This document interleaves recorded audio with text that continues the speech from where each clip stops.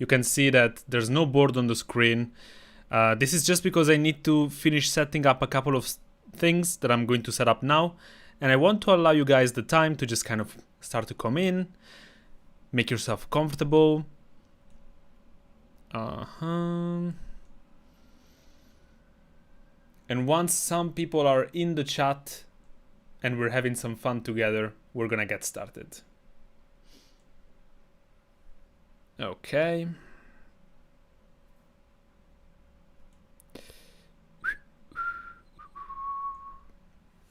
How are you guys doing?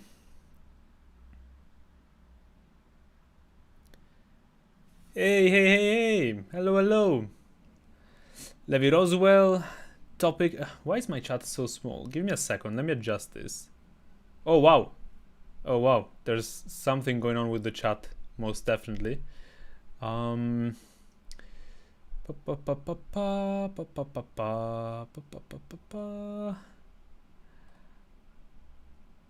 right, I can increase the size of the messages. There you go.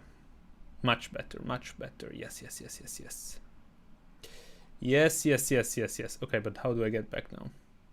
So,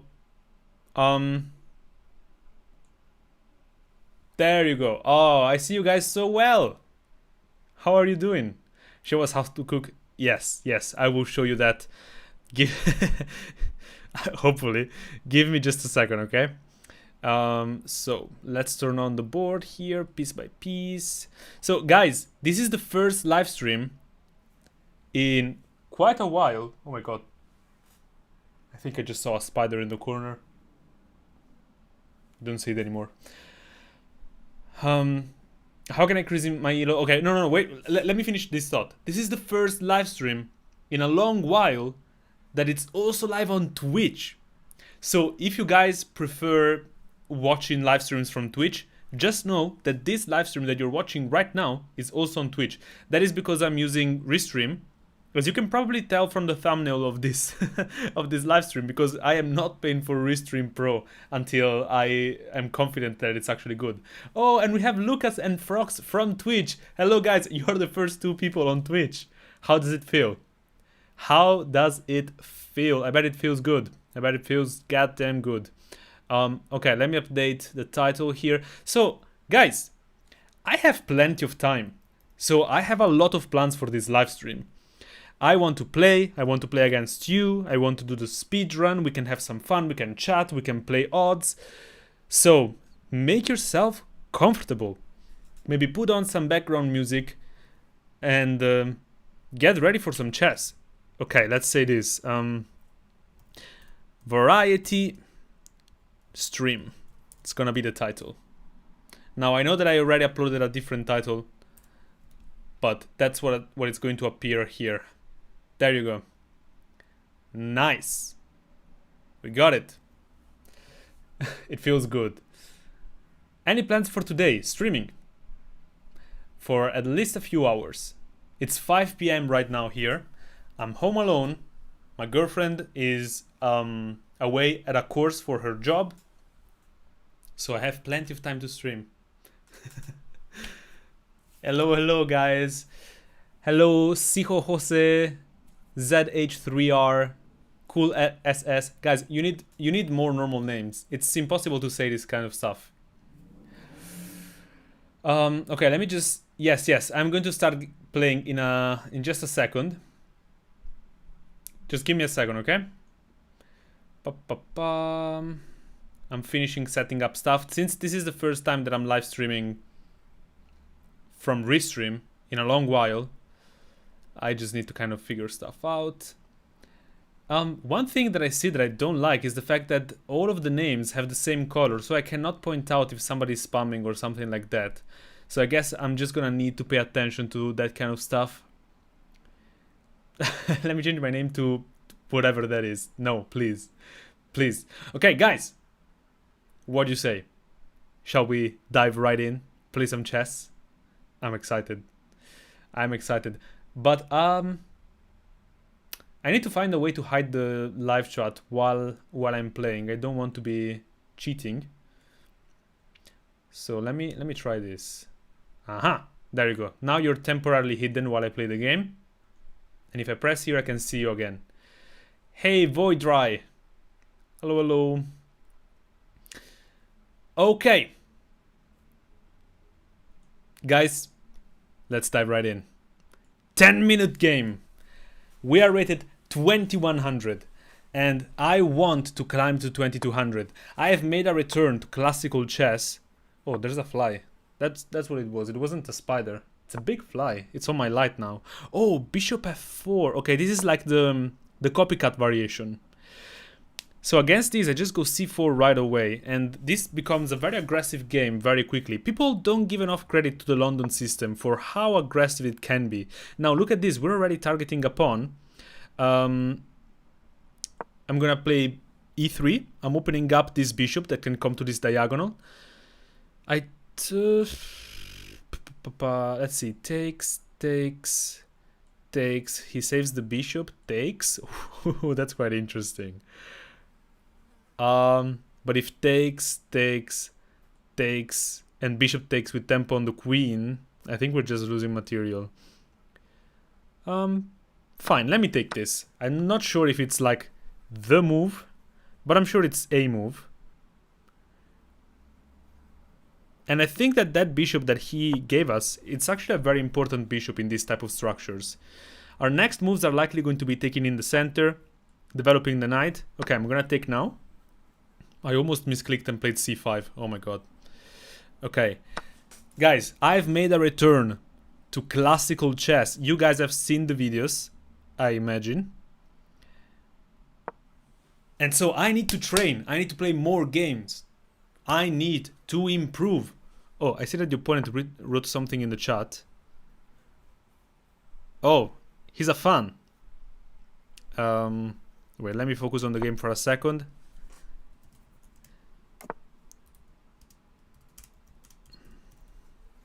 He asks if I'm the real Pietro, and I said, yes, I am live. Ooh, okay, I think that the opponent blundered. We have knight to b5, and we're attacking the queen and attacking the pawn, and there is a rook attacking the pawn too. And if queen check, we have the queen covering. The only thing that I'm worried about is knight here. Let's say queen, like, here. We take, and he can pin that knight. But that said, we can also take with the rook. That could be more interesting. It is a little bit loose. I am rushing a little bit with this, I do realize. But I think that if we get away with this, we just have a very comfortable position up a pawn. And a very important pawn. And then it's gonna be extremely important that we develop this bishop and castle out of danger. So that's the priority right now. We're also temporarily relinquishing the e4 square, which is a very important square. So this is not a move that I'm playing lightheartedly. It's a very loose move. Okay. Let's take the pawn. I don't see an easy way for him to directly attack this rook. I mean, if he plays something like queen here, we just drop back and we're fine. If he offers a rook trade, that could be interesting actually. Because then there is this check. Let's say takes and takes. Ah, he's attacking the knight. I guess he's trying to trap the rook. Which makes sense.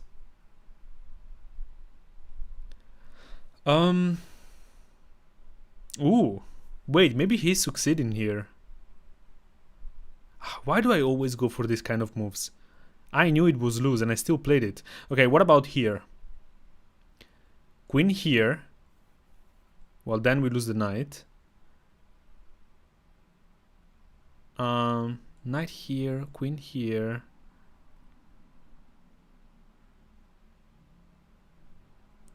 Here takes check. King moves, we win back a bishop, but then he comes down. That's very tricky. I can also just leave the knight there, take back, and have this pressure going on, but I don't think that's enough. I don't think that's enough. But maybe if I prepare it. Knight here takes, bishop takes. We have 3 pieces attacking that.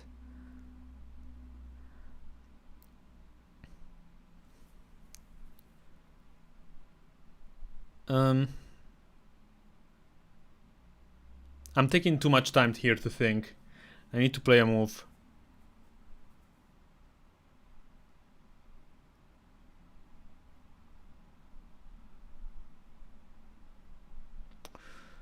Takes, knight back. Okay. I'm gonna drop the knight back because I see a potential idea to save the rook. I notice that this pawn here is currently hanging, and after we take back, we're going to temporarily defend the rook. Oh, he goes that way. Wow, that's very smart. Yeah. Okay, I could come here.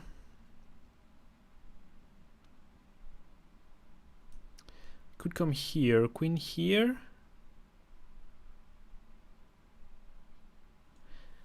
Damn it. I think I messed up. See, the moment I played a move that I knew was loose, but I played it anyway. Well, I lose. Okay. Let's try to make the most out of this position. What if I go here and queen here?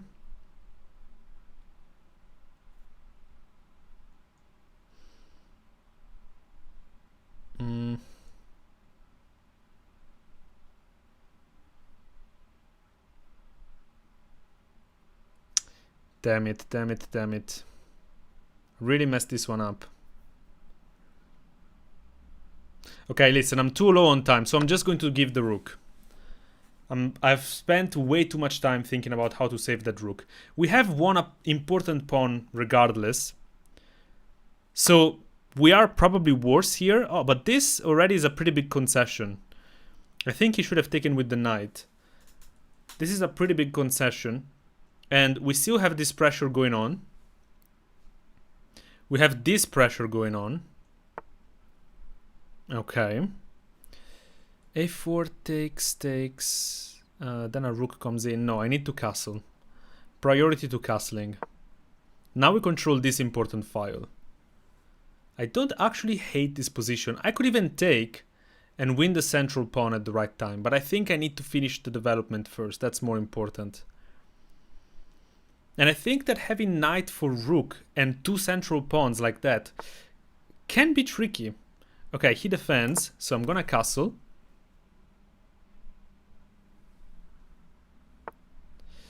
And he jumps back. He's trying to get rid of that knight. And this time if we take, queen takes, we're not actually winning the pawn there.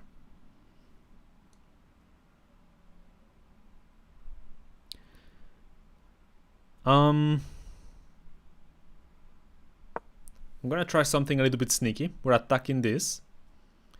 There's many ways for him to defend. He can push here, he can push here. But I'm just trying to kind of induce a little bit of weaknesses and potentially reroute the queen to this other side of the board. Then we're gonna control the c file. Oh, he takes. Wow, okay, I did not expect that. We can take here with check. Take this. He wins back the pawn. Now I would bring this back. But now we have an avenue of attack. There is an open file that we can try to exploit. He is still clearly winning. I did mess up getting my rook trapped like that. But the game is not over. As I like to say, I've won worse positions. Oh, we can actually sacrifice the bishop here. Then queen back. I don't think we have enough.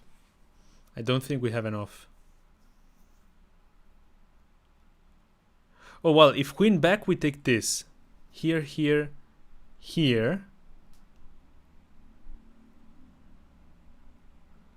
If he saves the bishop, let's say, I don't know, rook here. Ah, that's actually very annoying.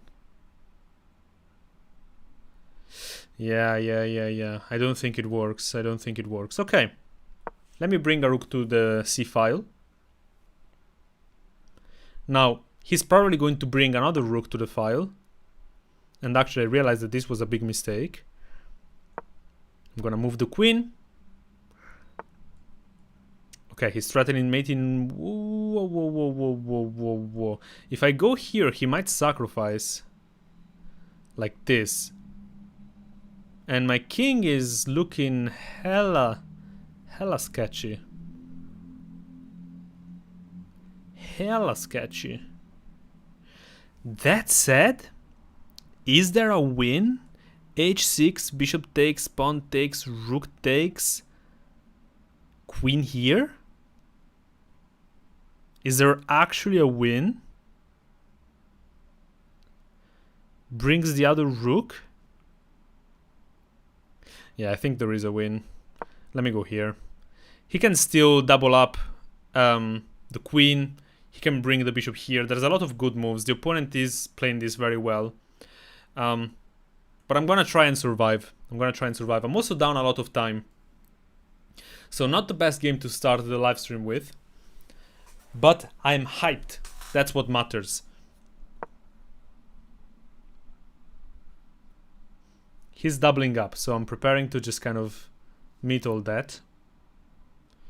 But there's gonna be g5 at some point, which is going to be a big problem. He's trying to get the queens traded. I actually think that the queen trade plays in our favor here.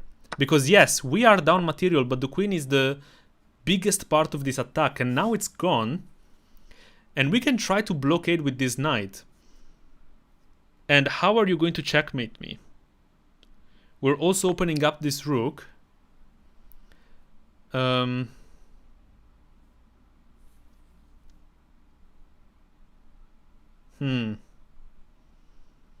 He's trying to trade the rooks. And I don't think I can avoid it. Okay, so let's bring the knight in.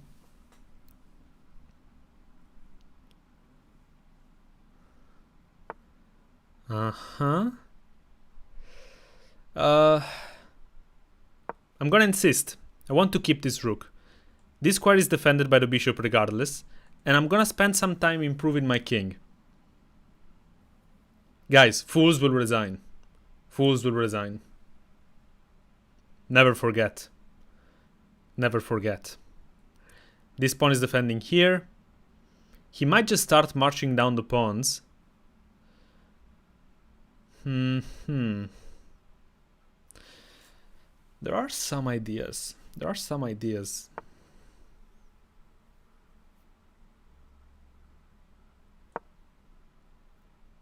I'm not convinced by that move.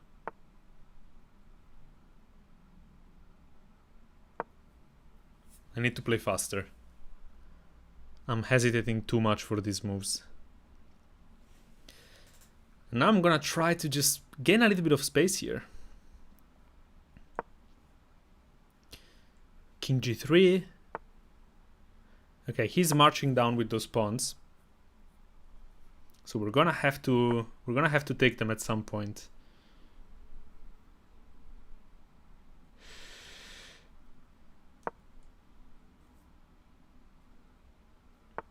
Now whatever he does, yeah. Ooh, wait. Yeah. I'm gonna push. All of this is still defended. And now we have this coming. This is a potential target. Still defended. Let's go here.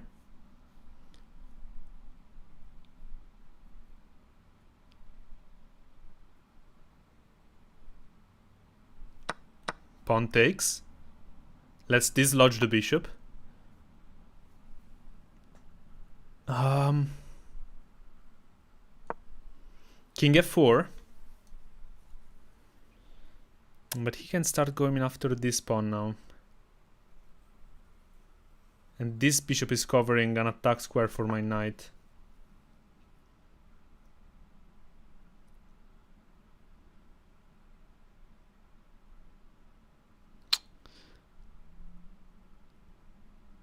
I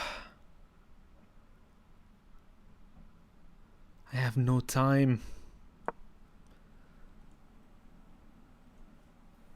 1 minute.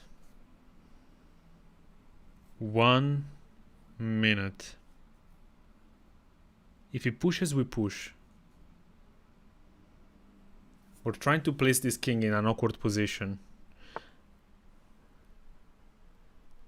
Oh, that's a good move. Let's go this way. Oh no, I can feel my computer lagging a little bit.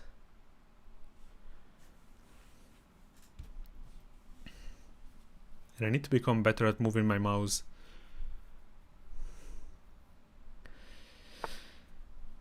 Okay, he's going there. Oh, he has a tactic. Is he gonna see it?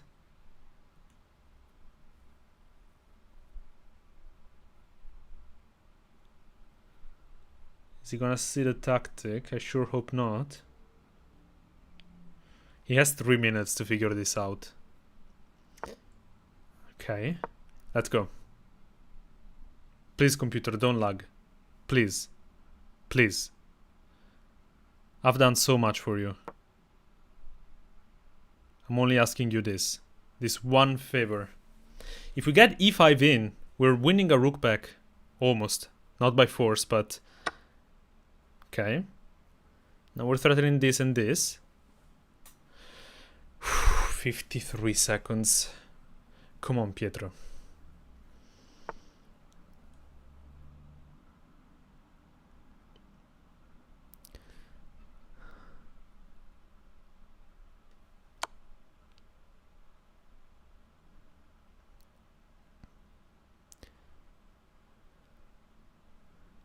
The king is defending too many good squares.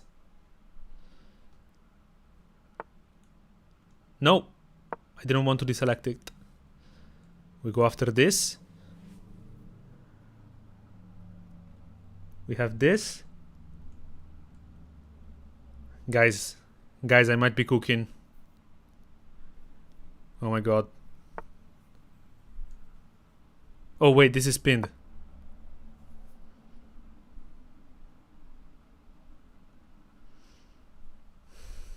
Come on, come on.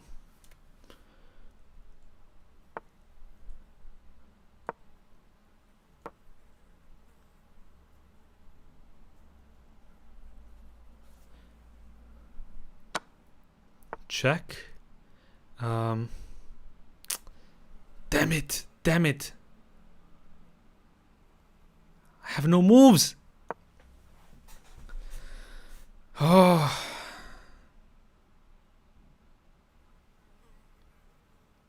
I have no moves.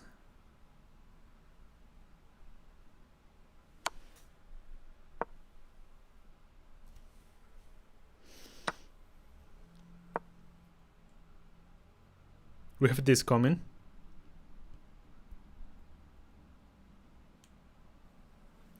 "24 seconds. It's bullet against blitz, basically.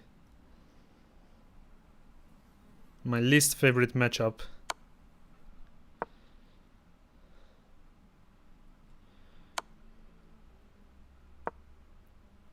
Is he gonna blunder this?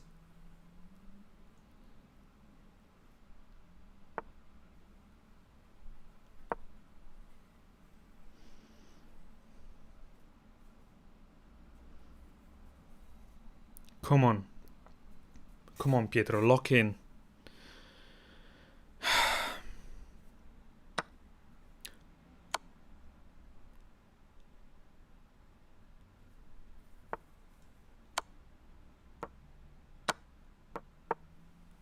Why did I do that? This is just losing. Very easily losing. Oh well. Time pressure got to me. He can even sacrifice the rook there, it doesn't matter.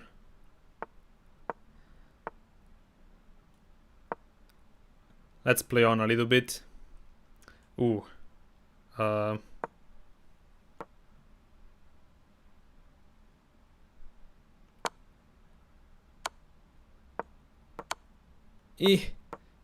Fools will resign. No! Oh man. I was almost back there. Hello guys. Yeah, stream lagging, I know. Let me just go get the fix. I'll be right back.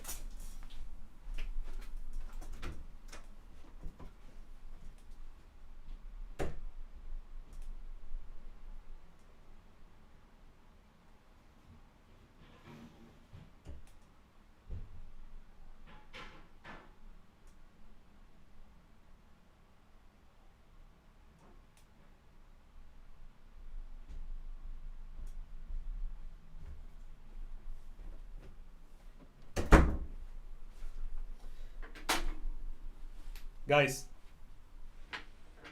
it's the Majestic Ice Pack. My extremely professional cooling down system for the computer. At some point I need to be able to buy a better computer. This is unacceptable. I'm gonna have 200,000 subscribers soon. I can't be cooling down my computer like this. By the way, did you notice the shirt? This is a prototype of the Fools Will Resign merch. What are you guys saying? Let's see. Hello, hello. Oh, there's some people from Twitch. Nice, nice. So the stream on Twitch is going, and it's going well. Whoa! Somebody sent a Cheeto. Or are those nachos? No, those are nachos. What am I talking about?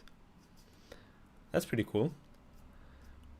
The Majestic Ice Pack. Yes, exactly. Anyway, did you see?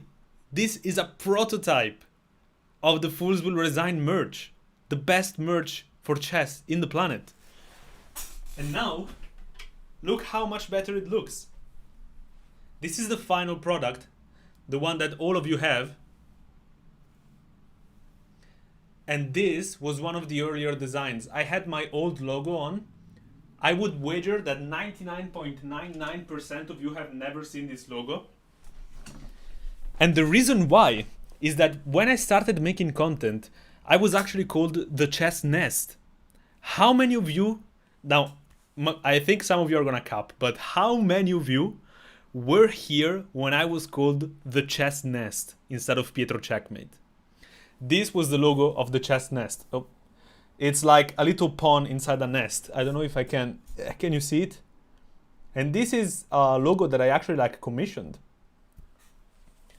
Somebody says on move 41, what about move 41? Rook takes d3. Let's see. Game review. How do you like it? Love the shirt, Fools Will Resign. Yes. Guys, link in bio on YouTube. I don't know if I have the link in bio on Twitch. I need to add it, I guess. Oh, we had a moment that we were back. Wait, what? What is this? No, that can't be it. That's a blunder. Yeah, we don't have the check. So what was the move here?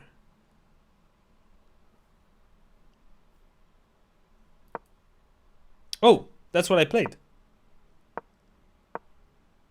And here I missed something. Oh, knight attacks f6, and you can't defend it. Beautiful. Ah, I had done it. I was back. Karun, what are you doing? Why are you sending these many emojis?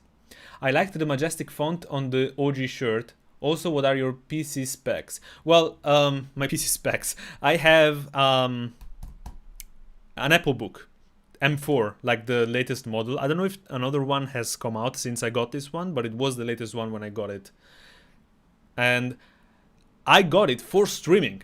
I made like my due diligence, I researched, and everyone everywhere said, yeah, no, it's gonna hold perfectly for streaming, no problem, super high-end computer. And I was like, heck yeah, count me in then. Portable, super slim, super light. I like Apple products in general. Oh, I shouldn't have said that. Now Apple is never gonna pay me for that. And so I thought that that's the perfect match.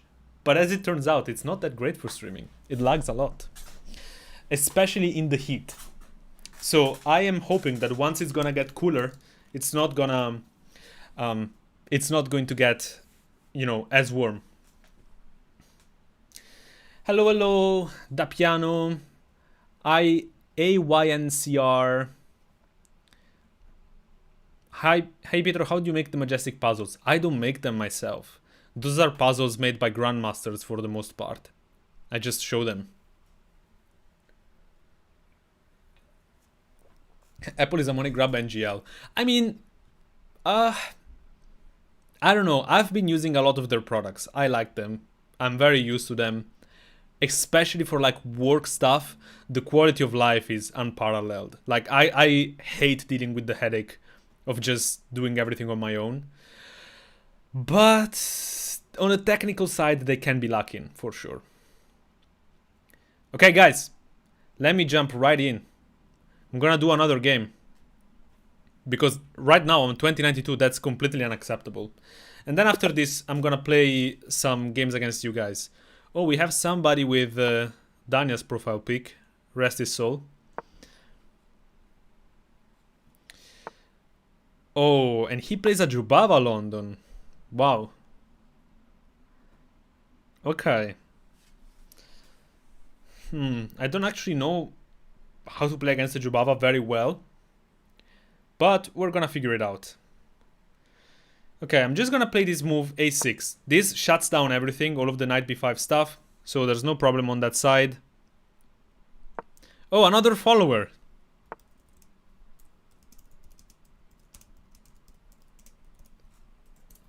Hey man, I am live right now.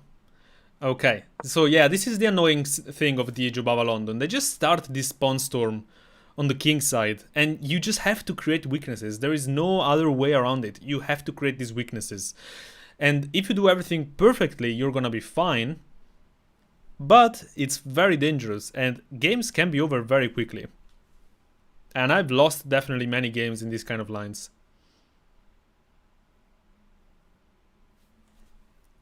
Oh, this guy is also streaming. Okay. Bishop g7. Let's just develop. Now, my next moves are likely going to be c5, knight c6. Okay, the opponent jumps in. Now I'm kind of annoyed by this. What if I jump in myself? No, that's just a blunder. Okay. I'm gonna play this in the style of David Howell. This is pretty much the same position that David Howell and I reached in our game, for those of you who saw that video, and he just traded off the knight. So I'm gonna do the same. And now this is open. Could be dangerous in the future, but right now it isn't. I'm gonna go c5 and knight c6. I need to think a little bit more. I'm just saying my moves without actually thinking about them. I could have very well blundered something here. Rook g1. Now we also don't have access to the center with the knight. Oh, blimey. There you go. But neither does black. Sorry, white. White doesn't have a knight that can jump in. I'm trying to remember how David played this against me. I need to get more used to remembering games. Oh, okay, he takes the pawn. Fine. I think I like this, because now our dark square bishop is open. Not only that, after knight c6, I'm preparing e5. Ooh, e5, wait. e5, bishop g5, push, knight in. Maybe that's a little bit annoying actually. What if I start with this? Push, and if he jumps in, we take. And if he jumps back, then we push here. Here. I think that could be very annoying. Do I have anything better? What if I take? He undoubles.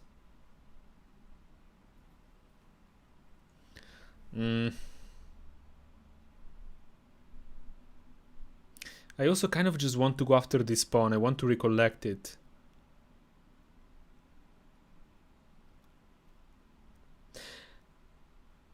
If he takes, I guess we're fine after taking back. But if he pushes, that could be more annoying.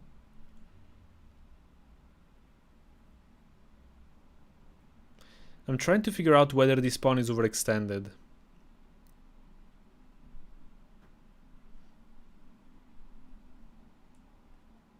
Here. Here. Oh no, he can't go there. I think we're winning the pawn back by force. Wait, he also has knight here. Coming here. Knight here.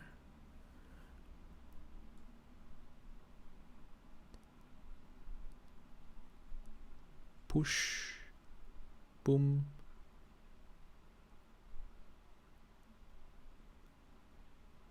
Yeah, but then we're gonna target this pawn, and I don't see a way for him to defend it. I am going to push. I am going to push. If he jumps in, we take. If he goes back, we close down the center. And then we play queen to e7, and I don't see a way to defend the pawn. Oh, wait, this is now defended. Damn it. What if I push? Push? Okay. Let's follow through for now. The bishop has to go there. Yeah. Okay, I could also play this move with the same intent. And this time if he plays here, we can just take. But if he trades the queens, then he can still push. That could be annoying. What if I prevent it?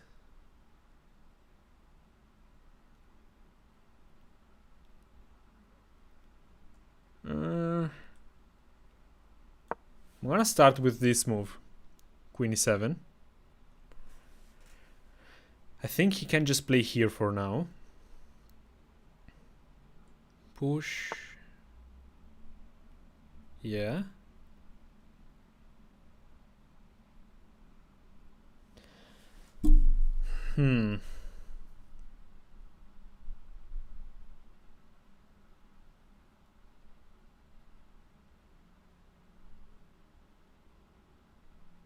Okay, I might have an idea. I am going to push. I think that if he marches through, this is too weakening. If he insists on kicking the knight is temporarily going to get kicked out. Because if I jump here, I'm just getting trapped.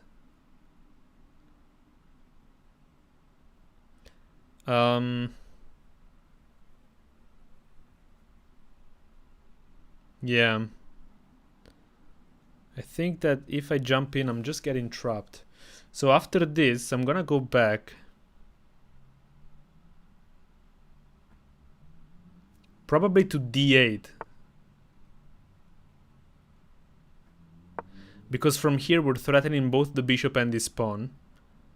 This is under attack again, and this time there's no way to defend it. This time there's actually no way to defend it. Damn. This is pretty cool. If he pushes and I take, there's no check. Okay, he's going for that, but I think I can take. Take. Push. Jump in. The king is open, but I think we're fine. What if I take instead? Queen takes. Here. Oh wait, what if I take, and knight here? No, because he can take. Bishop takes. And then we're attacking this and this, but we're allowing those pawns to stay on the board too much. I think this is a little bit risky, but I'm going to take. Okay. So take. I think we just have to take here, right? I don't see any other reasonable move. Now, if he attacks the pawn, I have knight here, knight to e6 to defend. Oh.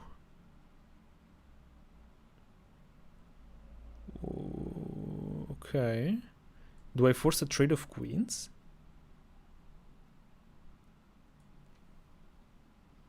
Doesn't seem too bad. Takes, rook here. Then we take this. It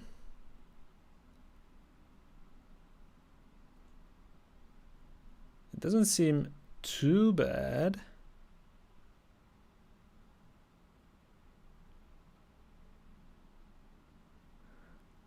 I'm trying to see if I'm missing any tactics or stuff like that. I also have ideas of bringing the bishop around, but with this knight here, it's never gonna happen.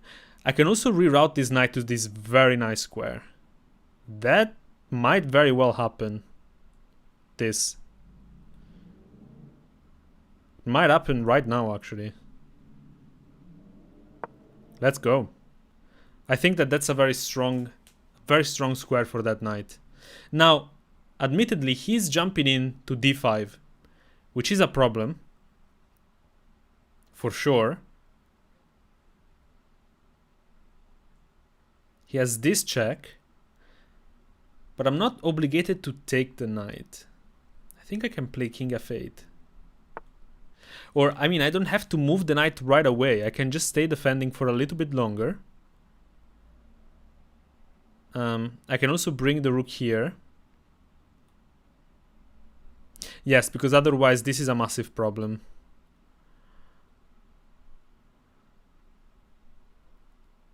Oh, but this leaves the pawn undefended.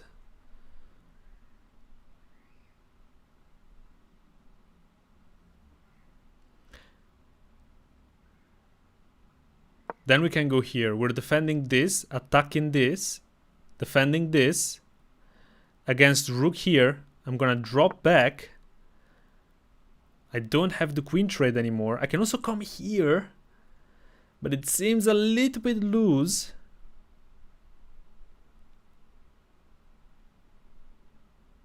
So I'm gonna do it this way. Queen d6, and we should be fine. We should be fine. I want to remove that bishop. And I want to castle. I haven't castled yet. It's move 20. Move 20 of this kind of insane game.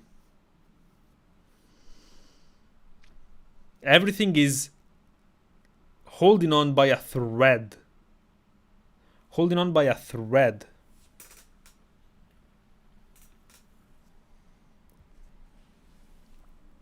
The other issue with taking the bishop is we're inviting the queen in. Or even the opening of this file. So we're not necessarily going to do that right away.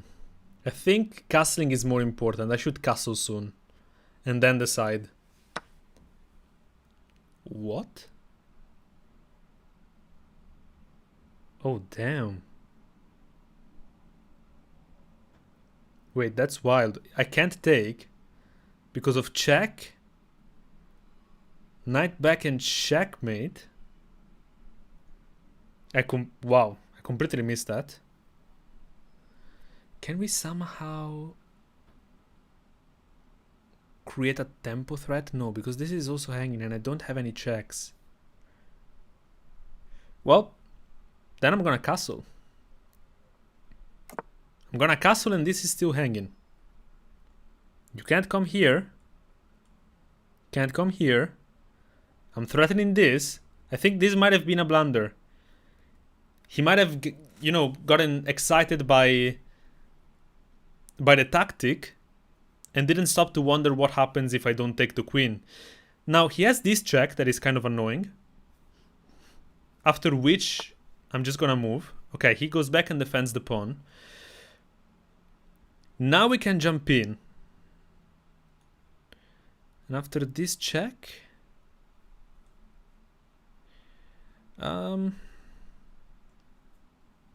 what if I do this instead? Ooh, there are some interesting ideas, to say the least. Okay, let me prepare it. I want to place this rook on the same file as the king. Now he should really step away, I think. Either king here or here. Or block that line somehow.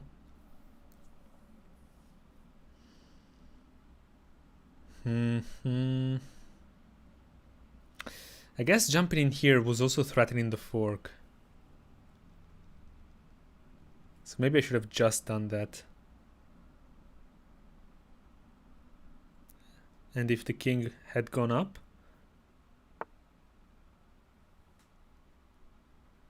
What is he doing?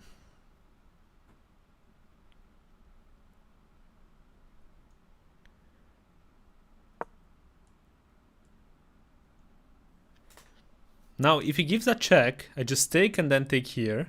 If he goes here, I ignore and I go here. If he goes king up, takes, rook takes, queen takes, pawn takes, check, king back. No, wait. I feel like I'm close to something majestic here. I feel like I'm close to... Okay, he just covers it. Well, that's that. Oh! I have this. Takes. Oh, if queen takes, nothing works. But if pawn takes, I can sacrifice the queen. Boom. Absolute cinema! Absolute cinema! Let's go! Woo! Queen d5! Boom! All of this just to win a pawn, by the way. It's not like... I'm not Hikaru. I guess we're also winning this one. Oh, and we're winning the bishop! Let's freaking go! Let's freaking go! What? Queen d5 was crazy! Oh my, I'm so excited. Oh, I need to stop that. How do I stop that pawn? Oh no, please. I don't want to lose like this after all this. I think I have to sacrifice my bishop. No, I can come here. Rook here. Oh man, can I stop it?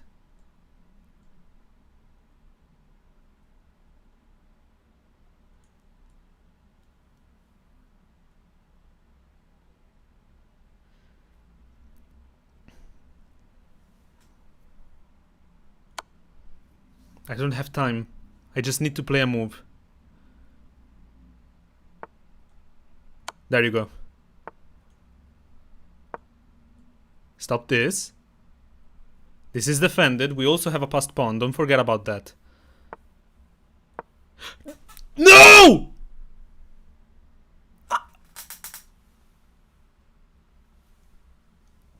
No! I misclicked! I misclicked! No! Oh man. Oh man. That sucks so much.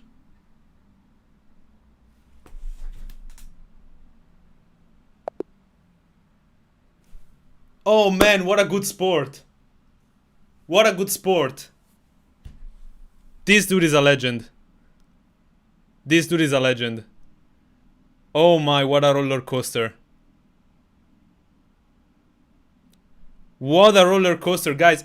From playing one of the most majestic moves I've ever played in my life, to not knowing if I can stop the pawn, to realizing I can't stop the pawn, and then blundering away like that. Crazy. Queen d5. My god. Oh, but guys, I mean, W's in the chat for this guy. What a sport. It's rare to find people like this. Oh, and if the queen had taken, we still had the sacrifice. No? Because of this? We still have it, no? How is this not brilliant? What is Black gonna do?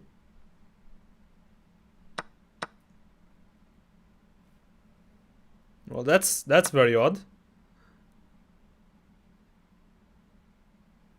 Apparently the engine just wants rook to a2, but I would have for sure sacrificed the queen here. Oh man, what a shame! What a shame! Oh yeah, guys, go check out this guy, GME Slam Hamada, because he's an amazing sport, and he said he was live streaming, so. Oh, guys. Peter, do you have the chat open? Now I do. After the game I opened it up. He's a famous Arabic streamer. Really? I need to check him out. I'm gonna follow him on everything. You got rated by me. Hey, thank you, Try Not to Win challenge. I can't see that because I am seeing like the common live chat, not the Twitch one. Oh, guys, my heart. I can't take this. Let's have a look at that final moment. We won the bishop. We found a way to stop the pawn. And I mean, just rook d8 and the game is over. This would have been such a nice game to win like this. And getting back to 2100 like this. Someone joined? Really? How can I see that stuff? Guys, I apologize. I'm such a bad streamer. I'm so bad. I really ask for your forgiveness. I promise you that I'm going to figure this stuff out. I know that I've been saying this for like a year, but I've been back and forth with streaming. I've stopped streaming for long periods of time, and I'm just so all over the place, you know. And I want to be very honest about it because a lot of people think that, you know, creators kind of figured out stuff and they have the answer in their pocket. No, I'm just a dude making videos, and you guys are the real reason why I have any subscribers. And as a dude making videos, I don't know what I'm doing. So, you know, what books have you studied so far? Well, I don't study primarily through books, but I'll show you a few of the books in my collection. So one that I've actually spent a lot of time reading is this one. This was a gift by my granddad, and it's in Italian. It's called La parola ai campioni del mondo, which means word to the world champions. There you go. You've got all of the first world champions here in the cover. Steinitz, Lasker, Capablanca. The next one, Smyslov, I think. I need to double check the names of the older ones. And it's beautiful because every chapter is about one of the world champions, and it tells you like, sorry, I got distracted because I saw in the live chat, Genius buy membership. What does that mean? Like, does that mean that somebody got the membership? You guys need to tell me because I'm not sure. Yeah, you almost won. I know. Every chapter is about the road to becoming world champion of one of these guys. And I found it so fascinating, and it's beautiful because you get to see how people used to play chess. And it's odd because it feels like it's super high level chess, right? None of us would be able to play like these guys. And yet there is something very clearly different about the way that people played chess, and it's something that you cannot quite put your hand on until you have a look at these old games. So shout out to my granddad, Marco. He lives in Switzerland and he loves chess. He's never played a lot of chess, he's never like become obsessed with it, but he is invested, and he gave me this very old book. I think it's from before the 2000s, before I was born for sure. So this is one. What else have I read? Mainly the books that I have read are books about like the lives of chess players or like philosophy of chess. For example, this one is another book in Italian called La psicologia del giocatore di scacchi, which means the psychology of the chess player. And it's another little interesting read. This one my sister got for me for Christmas. I'm gonna answer your other questions in a second. I'm kind of in the flow right now with the books. What else do we have? How Life Imitates Chess by Gary Kasparov. This is a beautiful book. I haven't finished it. I got kind of halfway through it. But the other thing that I like about these books is that you can read them without having a board with you, that you can you have to physically, follow the moves. This is more about kind of like really the thought process and the logic of playing chess and how chess and life have these parallels. It's a very, very interesting book. Then I spent some time reading this one.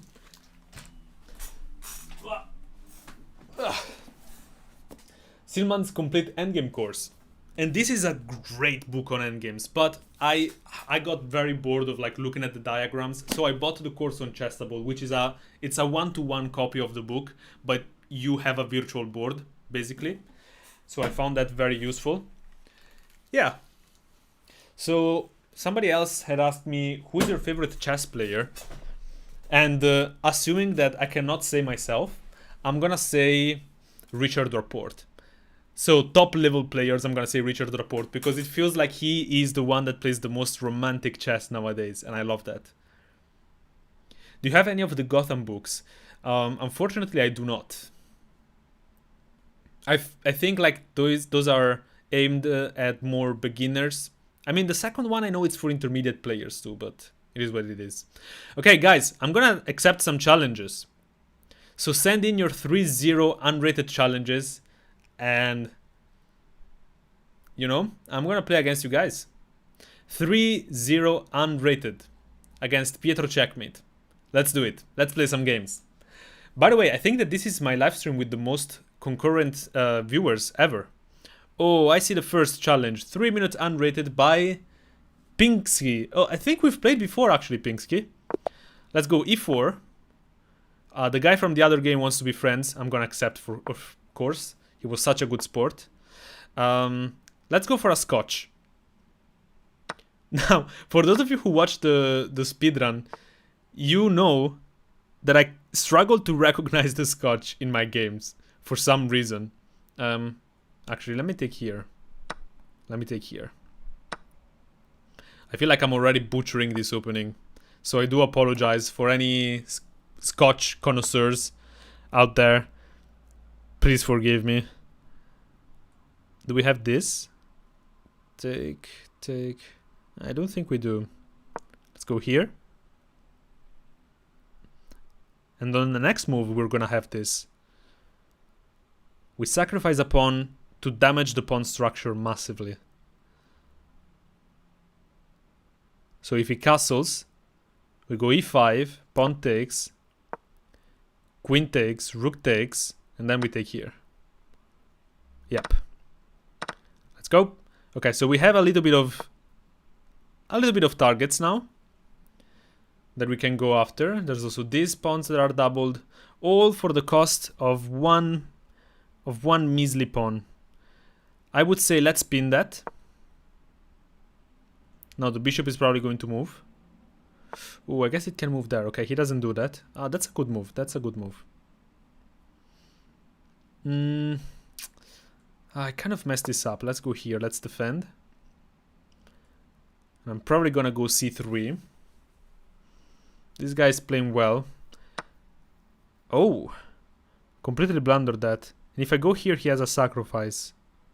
No, he doesn't. He doesn't. I can take either like this or like this. Oh, my knight! Guys, what am I doing? Why is it that whenever I play against you, I just blunder everything? Everything. It's actually ridiculous. Okay, listen. It's what it is. This guy's gonna get the W. He deserves it.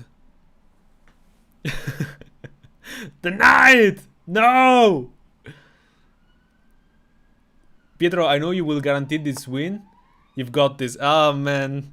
Why are you saying that? That's not true. That's not true. I blundered my knight. I mean, I blundered a fork because the rook was hanging regardless. You remind me of one of my friends. I'll take that as a compliment.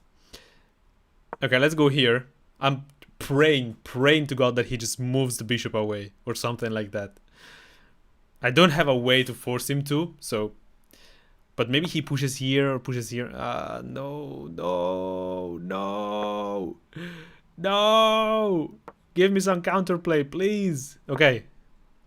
Let's go after this. Let's go to the last rank. I can... Did I just get my rook trapped? For the second time in this live stream?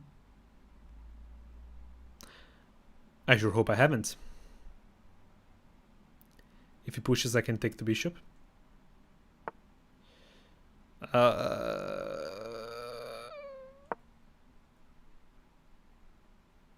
Go after the pawn. Maybe it was better this way. It was definitely better this way. Let's go here. Okay, guys, believe. Have faith in me, okay? For one time in your life, have faith in me. That's all I ask of you. That's all I ask of you.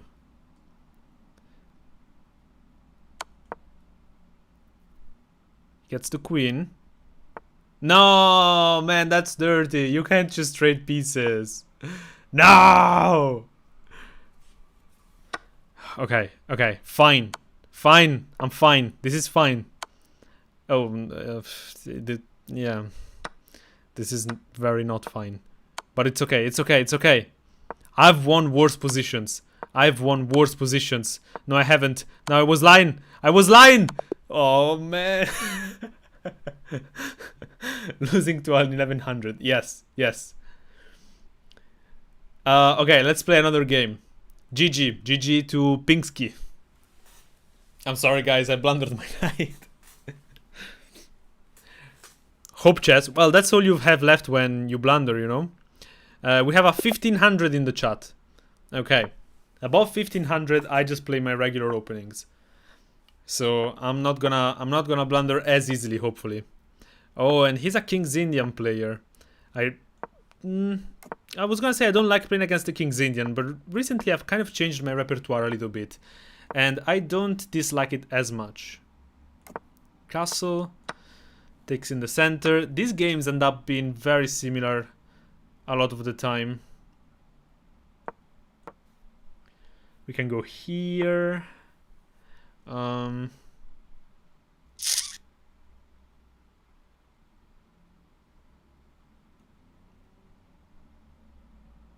Here. Takes.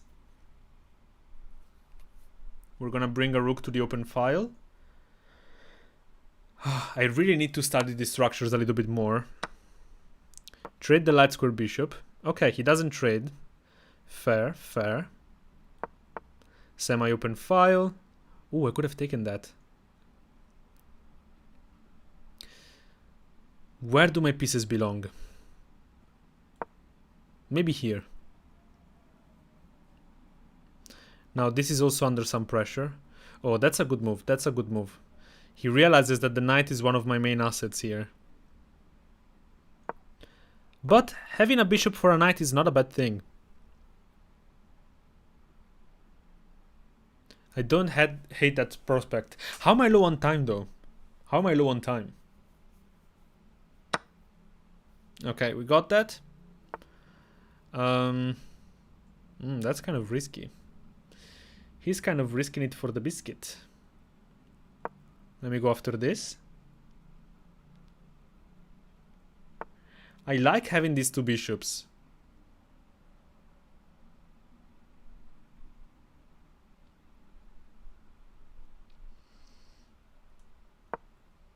I'm playing too slowly. Now, if he just moves the rook, this hangs. So let's keep that in mind. I'm playing some safe moves here that don't overcommit too much. I can play bishop to g3, just make sure that my king has some luft. defend against this advance. Can't I just take that? I think I can. I'm also threatening this. And then bishop back to g3. So we get 2 birds with 1 stone. We get the bishop where we wanted it to go. And we win a pawn in the process. We trade the queen. We control the only open file. Nice, nice. Okay, that's what I'm talking about. That's what I'm talking about. He's keeping up very well on the clock though, so that's a little bit concerning. Takes. Place my bishop here, control the file even more, go for trades, and be up a pawn in an endgame. Although he can come after this.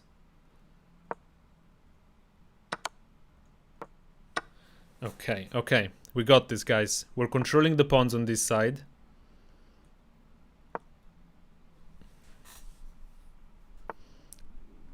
Why do I always end up entering endgames? I let him take the bishop.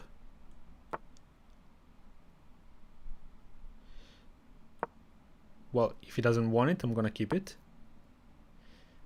Kick away the knight. And expand. But the most important thing is to activate the king.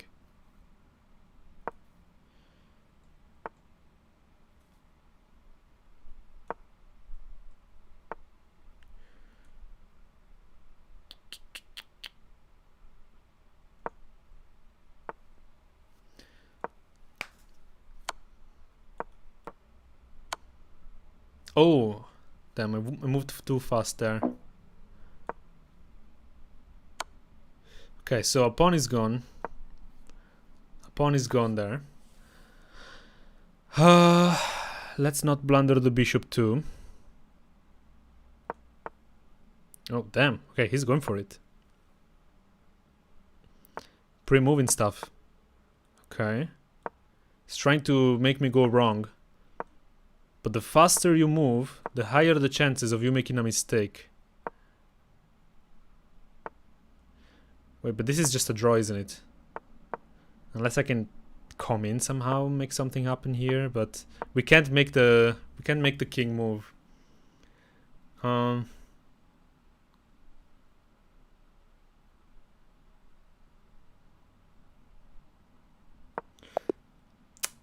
that's a shame. Can I really not make anything happen here? Apparently not. Black is the only one that can try to play for a win. I oversimplified this game. Good game. Well played, well played. Yo guys, how are you doing? How are you doing? I'm accepting challenges. I'm gonna take one more challenge and then go back to playing my rapid games. So 3-0 unrated is the only format that I accept for the challenges.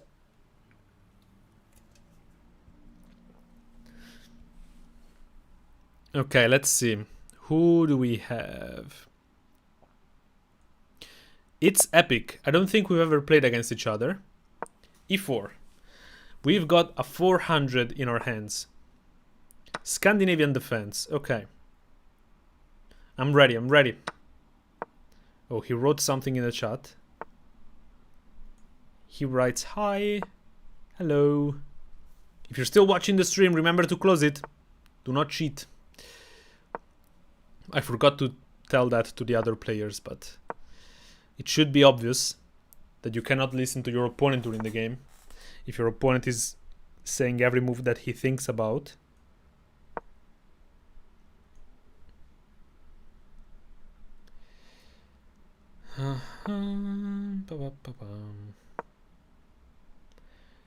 Bishop b3, queen e2. I like the option of castling long. Okay, he's playing sensible moves. Developing the pieces, not doing anything crazy. Let me go here. Let's stir the pot a little bit. But I'm trading pieces again. I really shouldn't do that. If you're playing against somebody lower rated, you should keep the pieces on. Hey Pietro, how did you get so good at chess? Well, clearly I'm not very good. I just lost to somebody rated like 1,000 points lower than me. And I drew against somebody 500 points lower rated than me. But whenever people ask me how to improve at chess, my main advice is always just love the game. You know, like everything, it starts with passion. It starts with love. You cannot force yourself to become good at something. And it is something that a lot of people struggle to understand. And I really believe this. You cannot force yourself to become good at anything. You are going to plateau at some point if you do that. Because to get really good at something, you need to be thinking about that thing constantly, right? You need to be not only obsessed with just playing bullet. You need to want to spend time reading about classical games. You need to want to spend time improving your opening repertoire. You need to want to spend time... Oh, wait, that's a blunder if I go here. All of that stuff. Let's take here.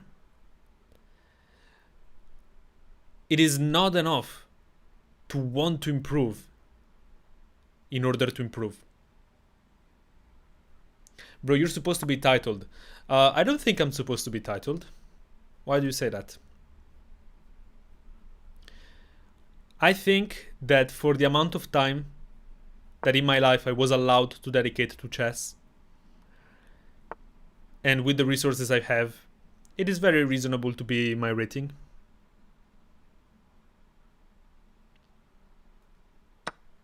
Let's just take the rook.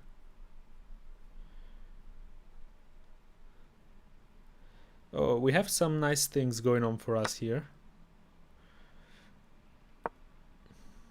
Like this. This looks a lot like a Martian gambit with the pawns like this. Wasn't the knight free? Maybe. I don't know what moment you're talking about. But if you're referring to one of my moves, it's very possible, yeah. Let's go here. Let's set up a little trap. So it might seem like takes, takes, and takes. You win a piece. But then we have queen e6. Okay, he's going for it. Okay. Well, that's not as funny. Let me trade. We're up a bunch of material. See, I trade too much. But it's how I play chess at my level. That's how I got to 2000. So it's just kind of my instinct. I get to simplified positions and I usually thrive in those.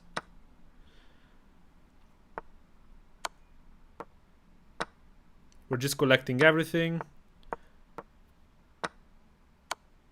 Okay, we go here.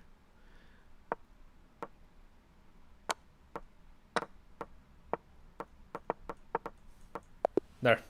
Good game. I love chess, but I cannot get over 950. It's been like months. I lose, I get low like 800 something, and then get back and forth. Also, I just play, no lessons or opening. Can I improve this way? Well, you certainly can. You're just making it harder for yourself. If you're so the one main thing to improve at chess, apart from what I just said, is reviewing the games. So after every game you play, are you actually spending time looking at the game and understanding what your mistakes and miss and what your opponent did worked or didn't work? If not, that's something you have to do. Every game. Every game.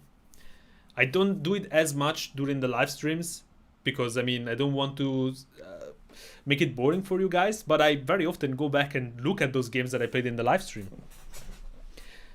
It has to be interesting for you. But then I would say that definitely learning an opening, knowing the traps, understanding what you're trying to achieve, the plans, the structures. First of all, it's exciting. It's so interesting. It's great. And there are so many free ways to do that. So many free ways to do that. That it's even pointless for me to start mentioning them. Also because I don't want to, advertise for free. But so I think it's just a great thing. If you do love chess, you should be interested in openings. At least that's my opinion. I know that it's kind of entitled to tell somebody what they should care about. But if you are saying yourself, I love chess, prove that to yourself. Be curious.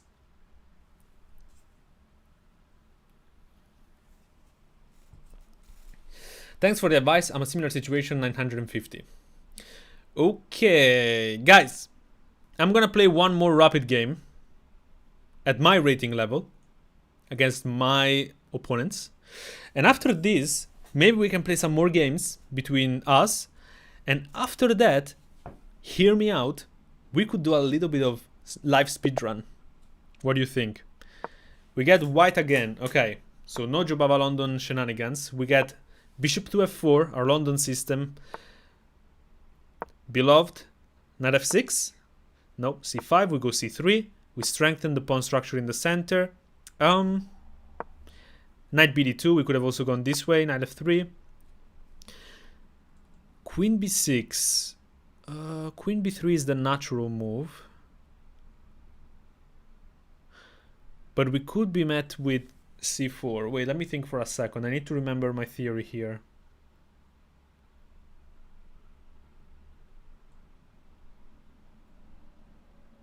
Yeah, then we just go back.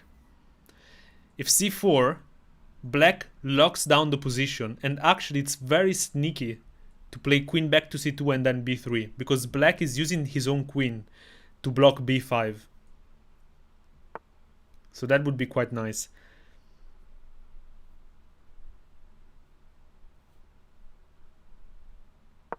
Let's develop. We could take and play here, but black has a bishop that can just block the pin. Okay. Queen to c2. Nice. I've won countless games with this type of structure. We don't have to worry about the tension in the center anymore, and we're just going to worry about starting pressure on the queen side. b3, potentially b takes c4. I mean, we're just threatening to win a pawn right now, And if black takes, we're gonna open up the rook and have a pawn here that can prepare the c4 push. I have a very nice classical game in this line that I could show you guys after the game. And in that game, I think I played c4. c4, knight b4, and queen b2, if I remember correctly.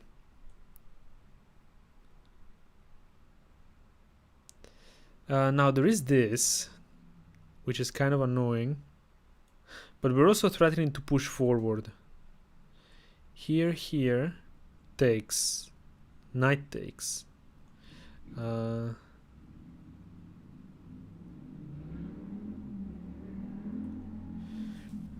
feel like I'm forgetting something about this position. So the threat, by the way, for him is knight b4.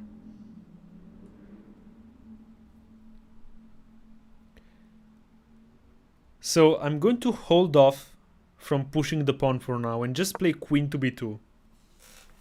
We've played a bunch of moves with the queen, but once we get out of this pressure, we are going to have a very clear-cut plan on the queen side.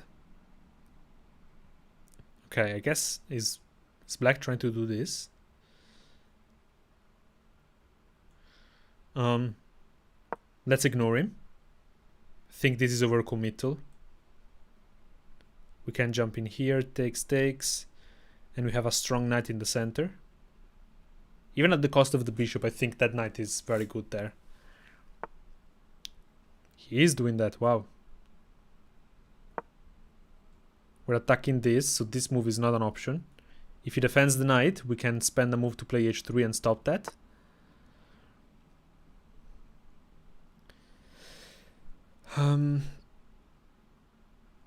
Let's do it. H4 we take. Okay, I think I'm cooking this far. I think I'm doing well. He castles, so it's safe for us to castle too. There's not going to be a pawn storm on this side. Takes, okay. Do we go pawn takes or knight takes? Pawn takes.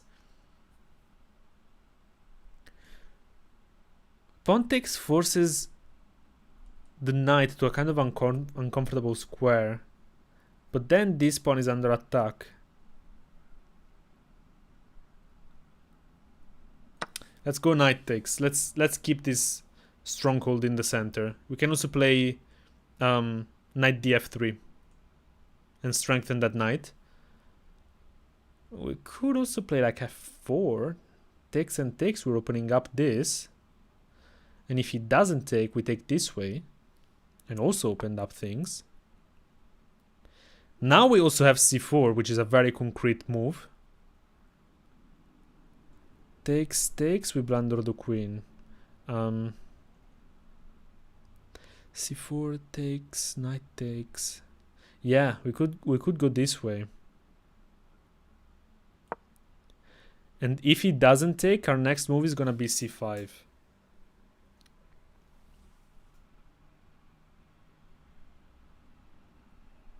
I also need to remember this tension here.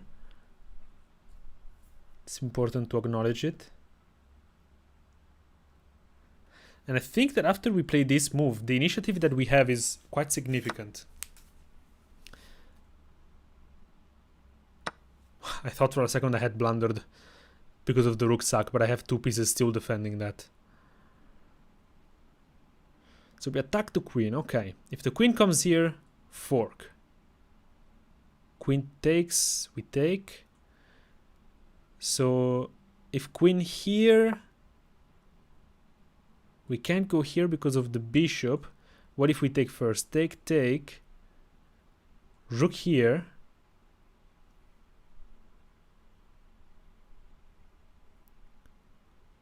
Are we low-key trapping the queen?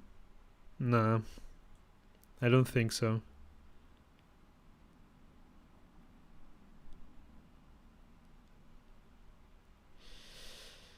I could go here. Takes, sacrifice the rook, and then go here. That seems interesting to me, actually. Oh, he's preparing this. That's an annoying move. No, but this is hanging. F4 is a weakening move, though. It's a very weakening move.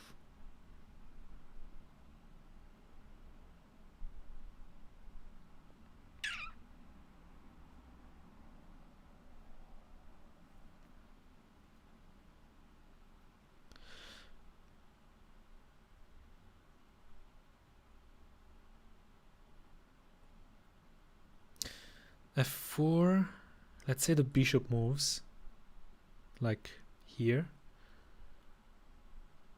takes,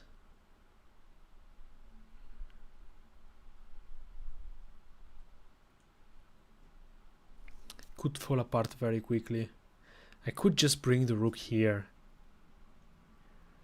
I feel like that's the more principled approach. I hate playing the principled approach, though.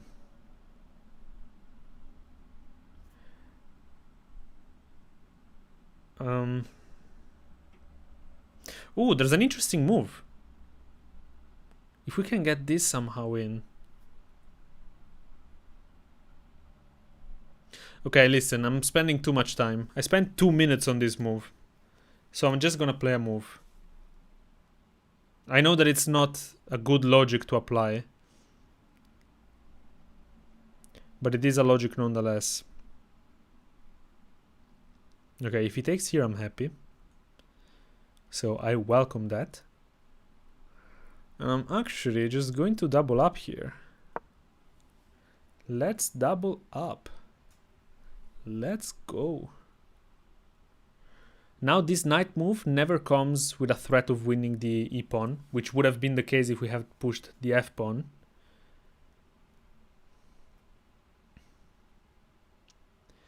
And at the right time, once we have the rooks here, we could have some kind of discovered attack with this knight that could be interesting. Okay, he does come in. He does come in.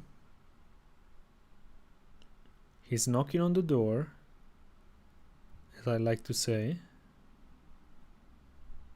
I think this is still fine. He's playing this well though. I think that there is a little bit of a shift here. I don't think I played this the most accurate way I could have. I need to do something with my queen. Maybe queen a3 removes a little bit of pressure from the position. No, queen a3 is a blunder. Take. And takes. And takes. And knight here. Here. Takes. Takes. We lose a piece. If I calculated that correctly. Oh no, we have this defending, but he can take it first. Yeah, I think everything falls apart if I go queen a3. It's like that move in the other game, where I felt like everything was too loose.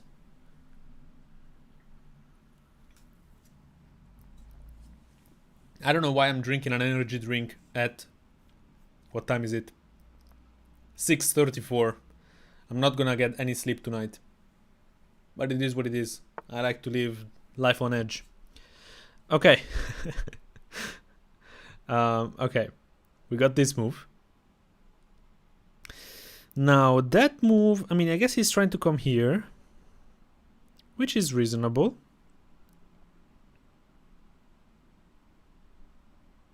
Can I just push? No, I can't.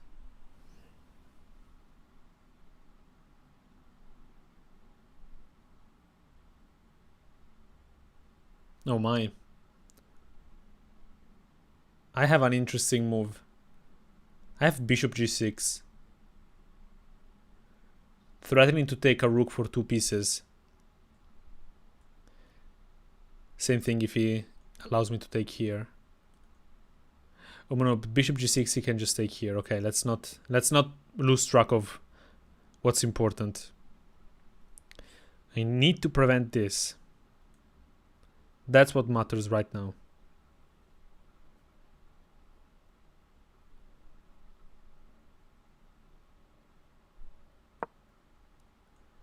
Knight here. We can now go rook c3.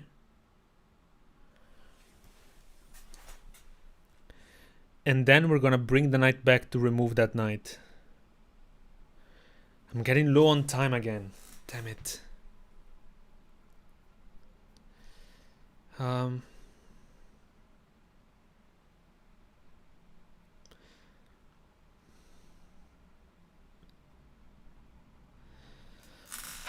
trying to find some kind of tactics opening up this. The fact that the queen is loose in a position where a knight could take it with check is great. Oh wow, that's a terrible move. That allows me to remove all of the pressure instantly. Rook takes, knight here. I think that's just a straight up bad move. Pawn takes. Again, I move the knight somewhere.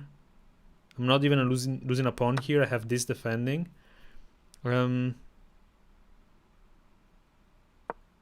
Let's go around this way.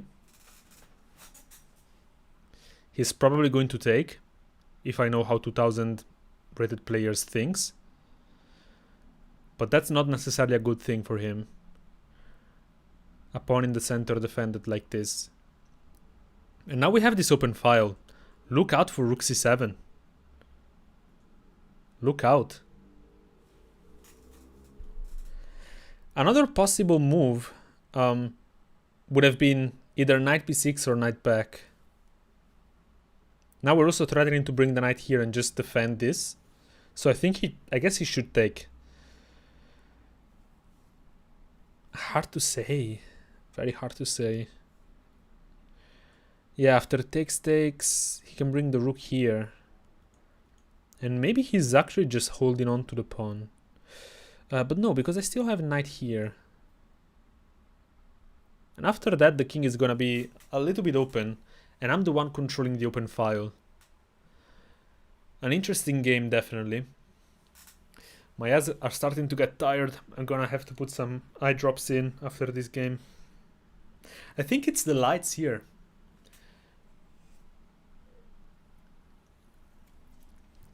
They flash in my eyes. And I mean, I understand that that's kind of a necessary evil, but god damn, it's tiring. So takes. Oop. Yeah, there you go. And he spent a lot of time thinking about that, so he kind of just gave us time to regroup. Knight f3, knight d4. This is still covered. Maybe he's thinking like h5 to prepare that. But in that time, we're gonna bring the queen around. Okay, I like this position. I think I'm doing well now. Whoa. What?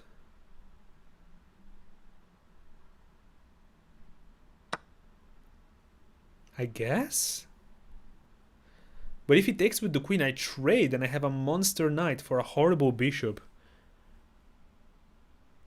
I'm really hoping that he takes with the queen. If rook takes, maybe we do bring the queen here. Okay, so that's a good move by him. He noticed that he cannot trade like that. What if I go in?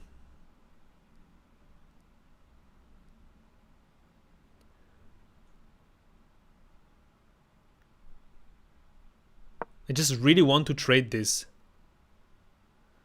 If takes, I take. Takes, we're threatening this.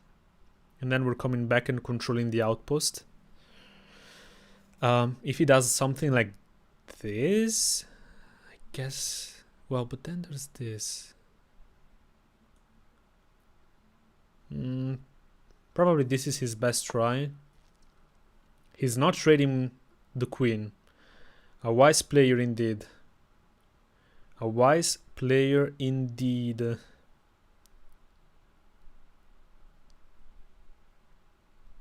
I guess I can still go here. Threaten this. This is still defended. So we should be fine. Rook here, I go back. Or rook here as well, I go back.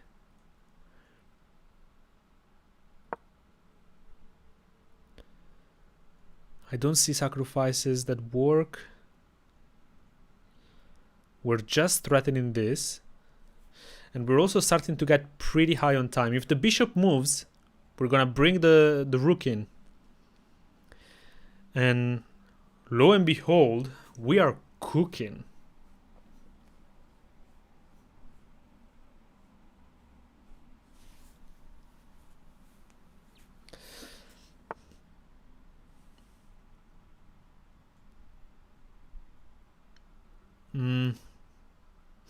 That's a good move.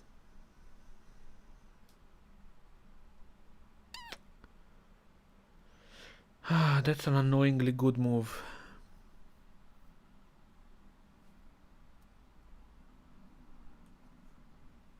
What do I do? This?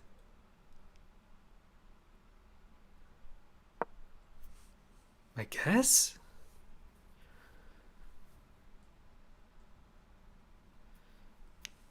I don't know. I feel like we're just better, but there's not much that I can concretely do, so I'm wasting a little bit of time here. Takes.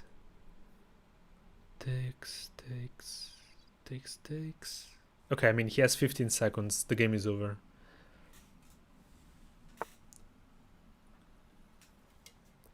It's kind of a shame because he was playing very well.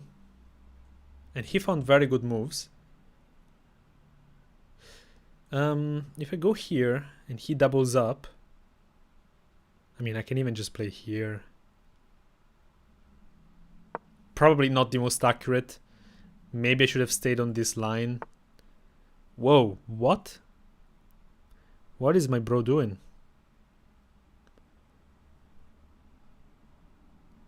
He's just going after the pawn. Okay, I'm starting to get a little bit low on time, so let's not do that. I'm gonna move the knight back, threaten this, bring the rook in, bring the other rook in. Oh, okay, that's it. Back to 2100. Nice. Okay, let's open the chat. How are you guys doing? Wow, we still got 130 people live. This is amazing. I'm so flattered. How are you doing? How the duck do you talk so calmly, dude? Teach me the way. I don't know. I've always been a kind of laid back person, I suppose. I approach life with philosophy. Wow, I played at 87% and almost didn't make any significant mistakes apart from the end. Yeah, so this is the idea. Let me just turn on the analysis a little bit. h3, h4, bishop e2. Okay, so I could have played this more accurately, but it was okay. And here wow, the position is actually equal. And the engine likes f4. I see. Takes queen f2. Okay, queen f2 I did not consider, but rook f4 I did. And after knight here, rook g4. Oh, because of course he can't take. This is defended. I failed to realize that the pawn was still defended regardless. What if he... Oh, well, he can't take here. Yeah. So it just kind of works out. But now the engine is changing idea and saying that after bishop to e8, black is better? What? Okay, the engine is a little bit confused here. What if I take here? Knight takes f4. No, because then this hangs. Okay, so f4 was an idea. We went here. We doubled up. Okay, bishop e4 is liked by the engine. And it's actually the top move. No, knight e2 is the top move. But bishop e4 is second best move. I'm quite proud of that. It's one of those moves that it's kind of tricky to find because it's just... Yeah. The rook! I didn't sacrifice my rook here. Can I play against you? I'm 1570 FIDE. Well, I pick the games randomly for those who send me the challenges. By the way, I can't see if anybody donated with this layout. Will you guys let me know if anybody donates? Because if somebody does donate, then they get a game against me. Let's see. Yeah, no, I don't think so, right? Nobody donated anything. Okay, so I should be all caught up.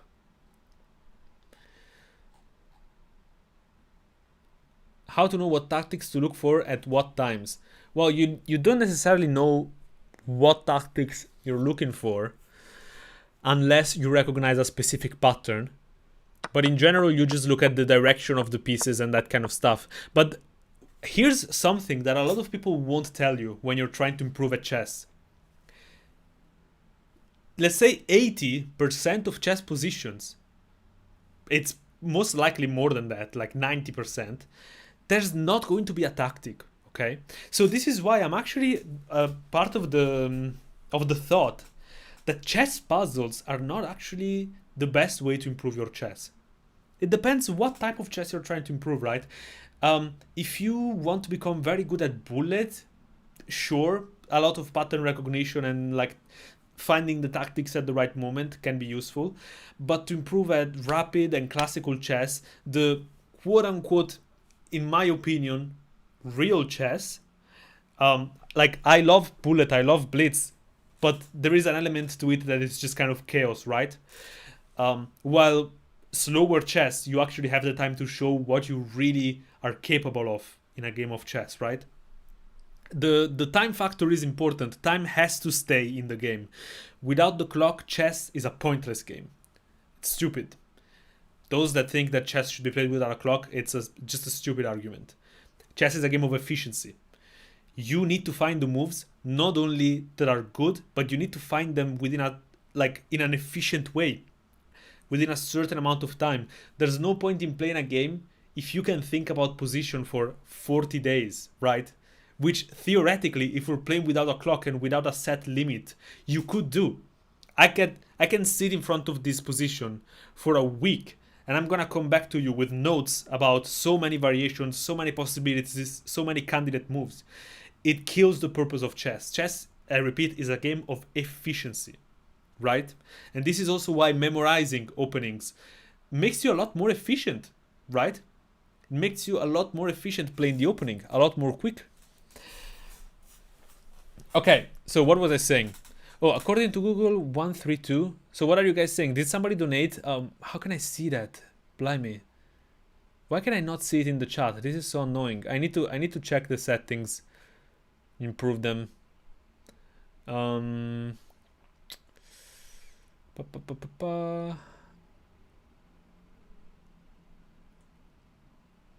Let me just check something, okay?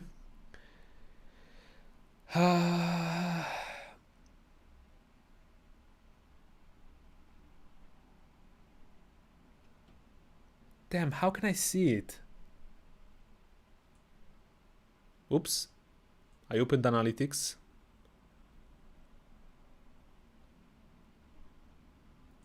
Okay. I don't know. I'm sorry, guys.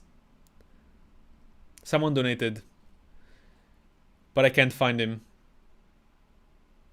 I am the GM unauthorized pizza. Great stuff. Did we play against each other? They have 4 official languages in Switzerland. Pretty sure Italian and German are the main ones. No, the main ones are German and French. So in order of importance, it's German. Like almost half of people, maybe 1/3 of people in Switzerland speak German as their main language. Then there's French, about 1/4. There's Italian, 1/5, and something more. And the rest is Romansh, which is almost a dead language. It's a language, I think, spoken by just a few thousand people. So it's about to disappear. And it's Romansh, it's so funny. I don't understand much of it because I've never studied it. I can understand a few sentences here and there because what Romansh is, it's a mix of Italian and German. Can you imagine Italian and German mixed in one language? 2 languages that are so polar opposites. And yet Romansh is kind of that. At least from the little bit that I've experienced of Romansh. It's almost like you have, yeah, I don't know how else to describe it. Words that are a blend of those 2 languages. How good are you in the end game? I'm okay. Okay, guys, send your challenges. Let's play some. Oh, GM unauthorized pizza. No, 5-3. No, I only accept 3-0 unrated. Ah, here we have our challenge. 3-0 unrated by Messi Cup. Let's go. E4. 1335. Let's see what you play, brother. Oh no, is it disconnected? No, member offline. Ah! He's back. Yes! Let's go for a King's Gambit. I don't actually know how to properly play this, but ooh. Yeah, see, there you go. I already don't know what I'm supposed to do. What am I supposed to do? Don't play openings you don't know, kids. Let's take, I guess. Check. And G3. And then maybe I'm gonna take here. Oh, he doesn't take. Okay, I'm pretty sure that the idea is taking. Here he has check, and then I pin the queen. And then we are in an endgame. Let's go. But I have a little bit more development. A little bit. Castle. Actually, I should take the center probably before I castle. Although realistically, he's not gonna take anything off the center. But it's good measure to, you know, have a pawn in the center. Let's castle. Rook e8. Bishop d3 maybe. Knight c3. Even rook here. I like bishop d3. We step out of the pressure. and we have some natural development coming our way.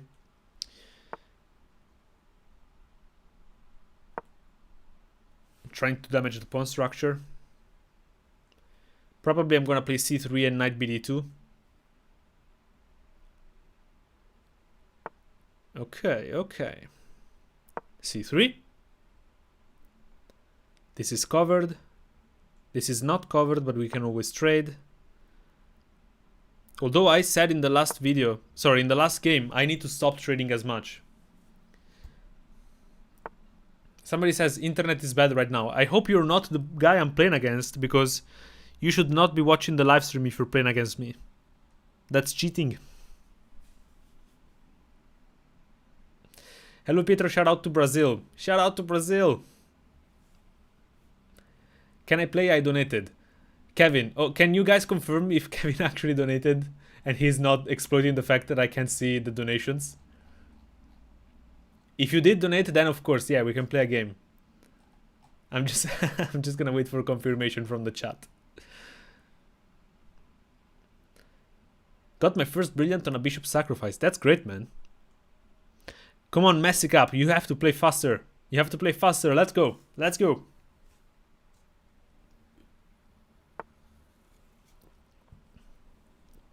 Ah.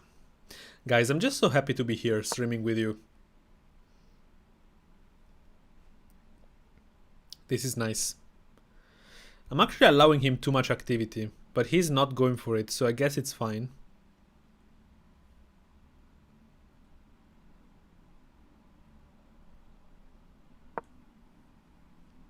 Hard to say which rook should come to the file,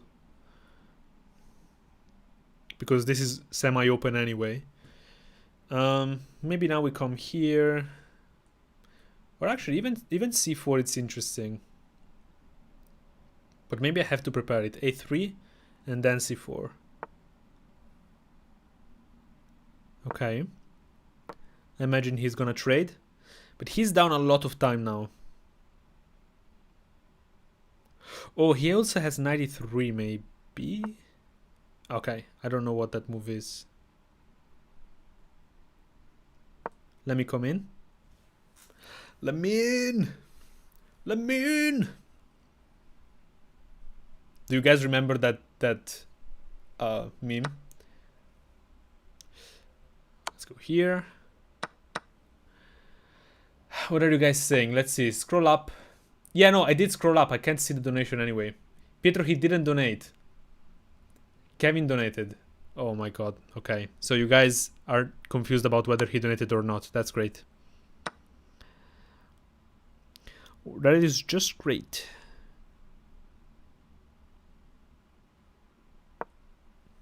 Let's make some Luft. King here. 20 seconds left. Let's not blunder anything. Pressure the knight. Try to come here. This is covered. Boom. Boom. Boom. And boom. And boom. And boom. Boom. Oop. I lost a pawn, but he didn't see it. At this point, I'm probably going to win on time, because that's all I know how to do. I can only win these games on time. Let's come in. It's crazy that I played this slowly and I still win these games on time. You guys need to be less scared of me. I'm generally just a bad player. There you go. Good game, Messy Cup. Okay, so what are you guys saying? What does it show? He donated. He donated. That Kevin dude. It's in a big blue banner. No, it's not, because I have the restream chat here, not the YouTube chat. Okay, let me do this. Let me do this. I'm gonna check on the actual broadcast of my live stream. So I'm gonna close here. Give me a second, okay? I'm gonna check on my actual stream. You know what they say. Fine, I'll do it myself.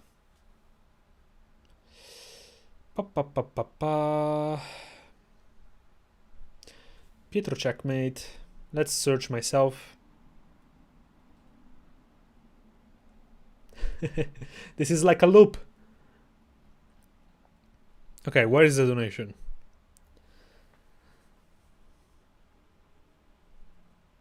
Guys, I can't see it. Even here. It doesn't let me scroll up more than a certain amount. This is crazy.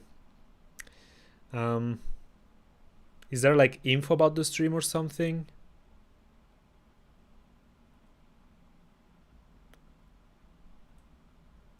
Aha! I found it! Kavi de Kuzbe donated. Oh, and somebody did sign up for the membership. Welcome, welcome, welcome. Guys, don't forget that you can sign up for the membership. You get some very, very nice stickers with brilliant moves and blunders that you can use in the chat. I'm going to turn on the board. Oh, that's not the right one. There you go. So, Kev something, he donated. What am I doing with this board? It's all over the place. Give me 1 second. There. So he did donate. So Kavid, yes, I found it. I confirmed it. You donated. So what is your chess.com username? I'm gonna send you a challenge. Or if you send me a challenge and you tell me what your username is, I'm gonna accept it. But it has to be 3-0 unrated, okay?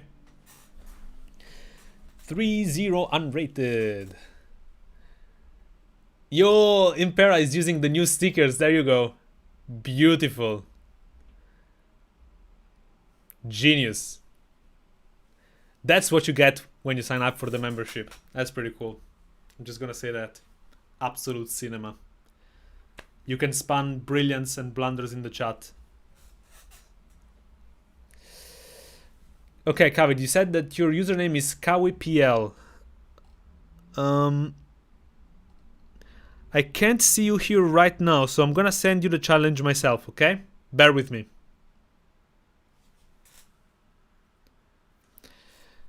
KawiPL. There you go. From Poland, huh? Challenge. And I'm gonna send you 3-minute standard unrated random colors. Send you the challenge. I want the stickers. Well, all you have to do is sign up for the membership on the YouTube channel. I think it's like £4 per month.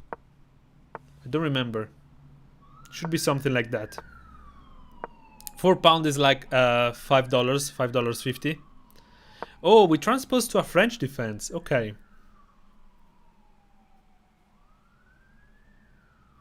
Pietro, my account is Soup Dingers. Please, Pietro, I need this. Listen, guys, I can't just give you a game because you're begging for it. That would be unfair to everybody else that is just waiting for their turn.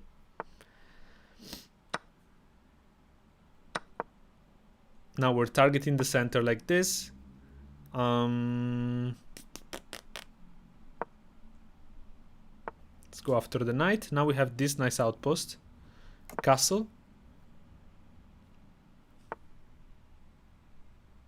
I'm happy to trade the light square bishops because my light square bishop is horrible.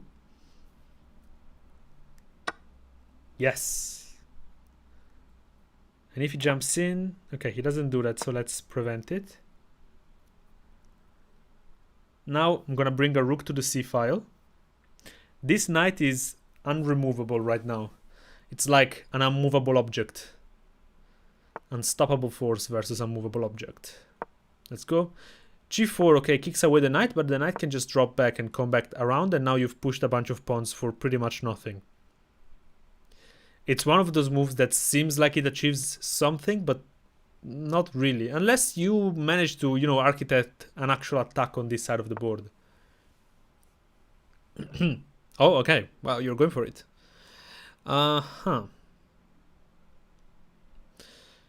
Where should we go with these pieces?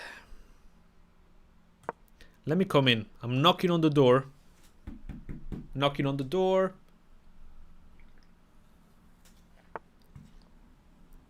Uh-huh. Okay, you keep attacking. I keep knocking. I can also take this now. I don't think that it's gonna bring you an actual attack.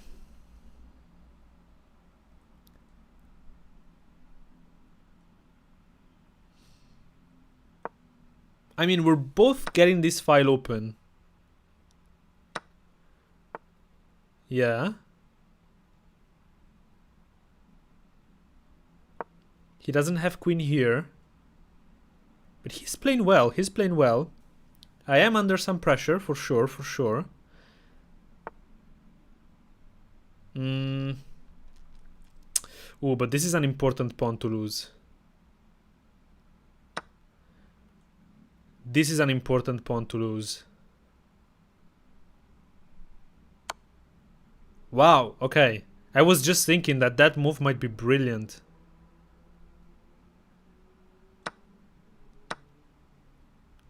But do you actually have a checkmate? I don't see it right now. My queen is horrible, but my rooks are so powerful that they make up for it. My next move is likely going to be rook h2, and the king is going to be on this file, and it's gonna be kind of annoying for him. At least that's the hope. This knight is single-handedly saving the game by stopping the queen from coming to this square. Literally single-handedly saving... Well, now we win the queen. If I go here, I win the queen. Let's see if there's anything better. I could come here.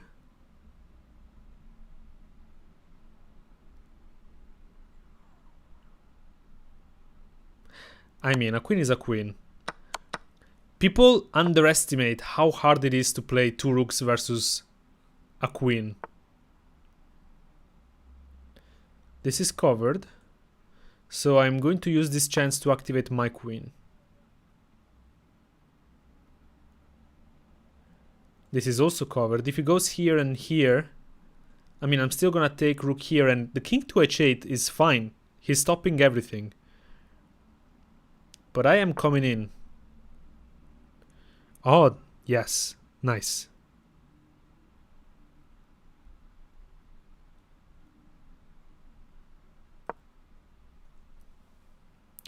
Very good of you to cover that. But I don't believe in your attack right now. Oh, that's a mistake though. Can't I just... I guess not. Let's go here. Rook here. Queen here.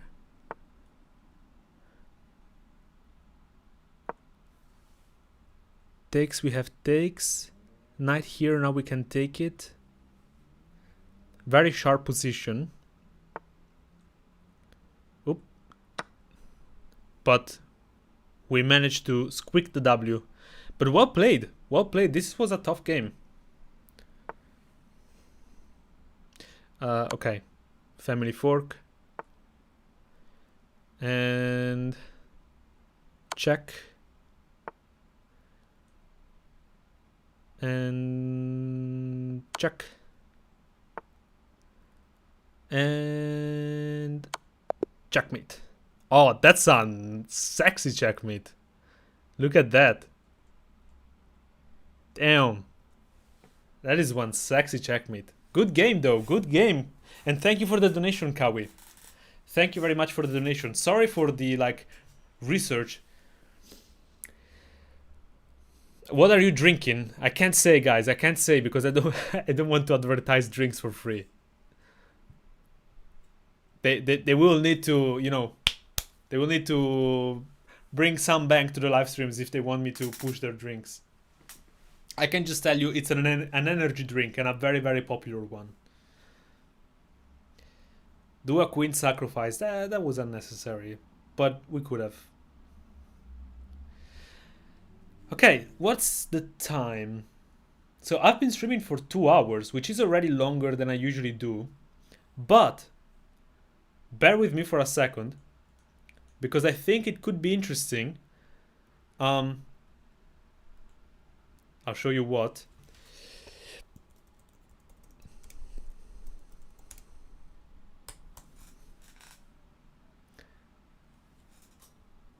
One second.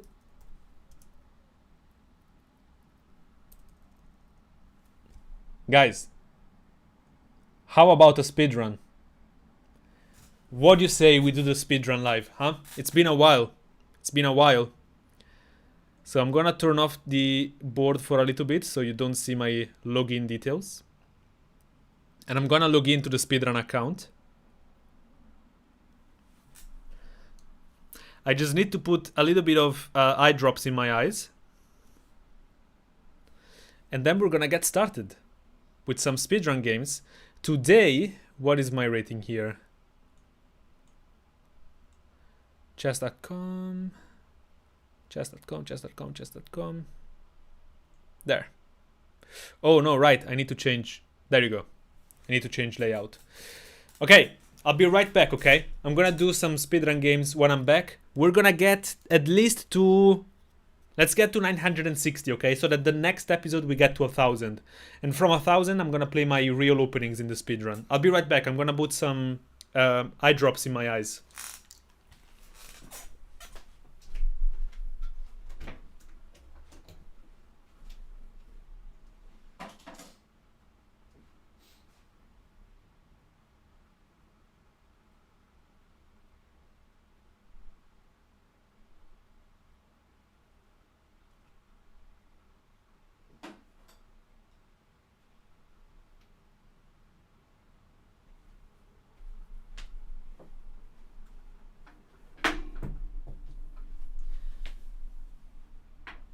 Alright, I'm back. It's gonna look like I just cried, but I promise you I didn't. I'm lying, I did. I did cry. Guys, so let me do the intro for YouTube.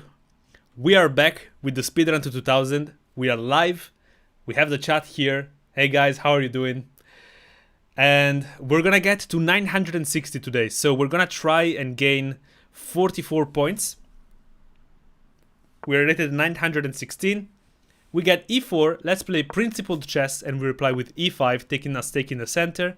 Queen to f3. Early queen attack. Okay, how do we punish it? Well, how do we punish it or this, not it? Okay, the opponent is clearly up to something. He's preventing the knight from jumping in, but it's not a big problem. After knight to f6, there's nothing. There's no forced checkmate that they can go after. I'm just gonna play this move d6, and we have bishop g4 coming. Okay, well, he's blocking that. So I guess for bringing out the queen this early, he's playing this okay. It's an interesting way of playing, but it's still unorthodox, which still means that most likely it's not good. So we're gonna castle, we're gonna finish the development, bring the bishop out. If he strikes in the center, we still have enough pieces to just cover everything. Queen to g3, it's trying to prepare some kind of attack like this. But it's just bad. It's just bad. We can... Oh, wait, we don't have knight h5. Well, in that case, I'm gonna play king to h8. This guy gives me the feeling of somebody that is underrated and is playing to like kind of have fun with lower rated players. But maybe I'm wrong. Maybe this is just what he plays. Okay.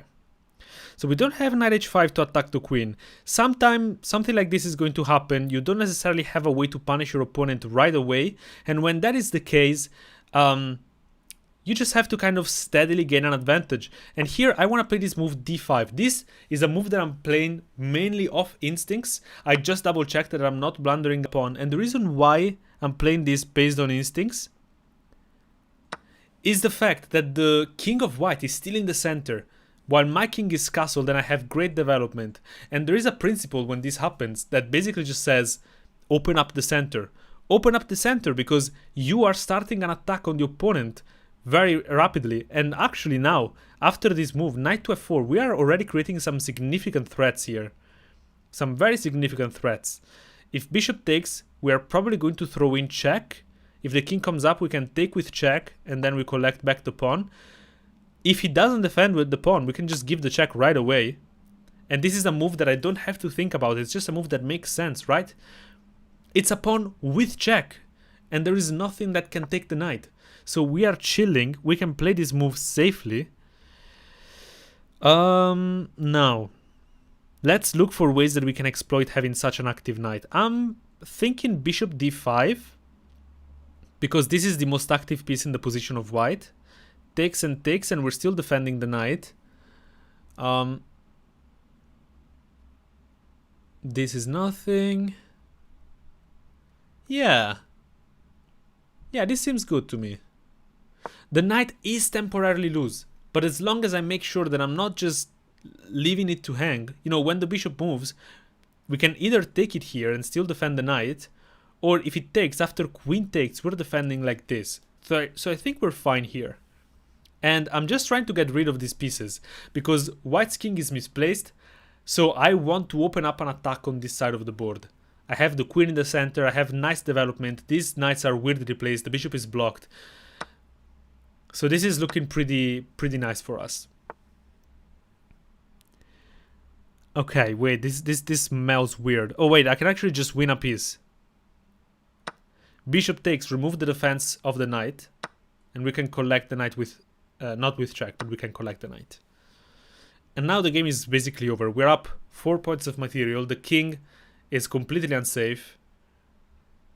Our next moves are likely going to be something along the line of bishop c5. And bishop c5 simply because it takes away key squares of the king. It's a very active move. I'm just double checking whether I have anything better. I don't think so. Bishop c5 looks very good. White cannot really kick us out. This is just hanging. If they come here with the queen to try and kick us out, we're happy to trade the queens. We're up 4 points of material. Can't we take bishop? Because knight on d2 is undefended. Yes, that's what I did. Okay, let's just bring this bishop back. So you see, like, we didn't do anything crazy. The position just kind of punished white over the span of a few moves. Okay, the rook cannot be taken right now. Oh, but I have an interesting idea. I'm gonna play rook a8, and I'm setting up a checkmate in... Well, no, it's not a checkmate, actually. I'm setting up a simplification. So check, rook takes, check, queen back is the only move that avoids mate, because the bishop is cutting across, check, king takes, and we have simplified the position. Now, this is not always the best idea, because we might be quicker at winning this game by keeping more pieces on the board rather than removing them. So I'm actually just gonna play a little bit longer. It's not like white can, you know, unravel very easily here or do anything. If they take this pawn, that allows us to do the checkmate, and there you go. We sacrifice the queen. Checkmate. Nice. So we get a brilliant, we know exactly what the move is. So let's move on to the next game. Any questions? I have watched for so long. That's great, thank you. Queen was trapped, wasn't it? You mean the opponent's queen? You mean my queen? I don't think my queen was trapped. Okay, let's start a new game. We get black again. And another e4. Again, e5. We take some stake in the center. And we're playing finally a nice normal opening. Oh, and we get a scotch. Okay, this time I recognized it. And I'm gonna play this move, because we've had a game where the opponent took, we played queen to f6, and then we just checkmated right away. And it's also just a logical move, right? We're developing. And it's a very nice little triangulation. If the knight takes, come in here and threaten mate and threaten the knight with the queen. Okay, we've also looked at this, and we've also played queen c6 anyway, because we've had already a game like this in the speedrun. After knight takes, we can actually take the bishop and damage the pawn structure in the center, and we're completely winning. We are already completely winning from the opening if that happens. Is this the mainstream chat? I have both chats united. So I'm looking at YouTube and Twitch at the same time. Okay, the opponent defends. I think that also happened in the last game. So let me just bring this out. If knight takes, we can still go here. Oh, he pushes. Wait. There is some polymorphy stuff going on here. Takes, takes. Check. Knight here.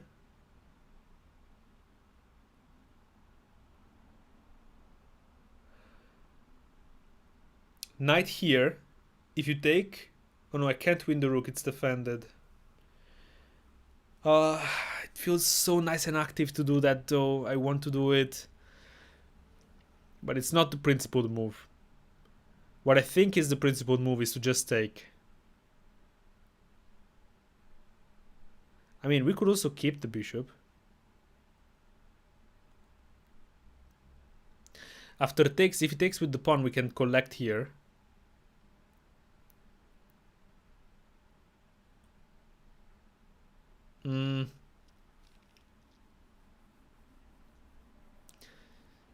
Okay, let's keep the bishop on.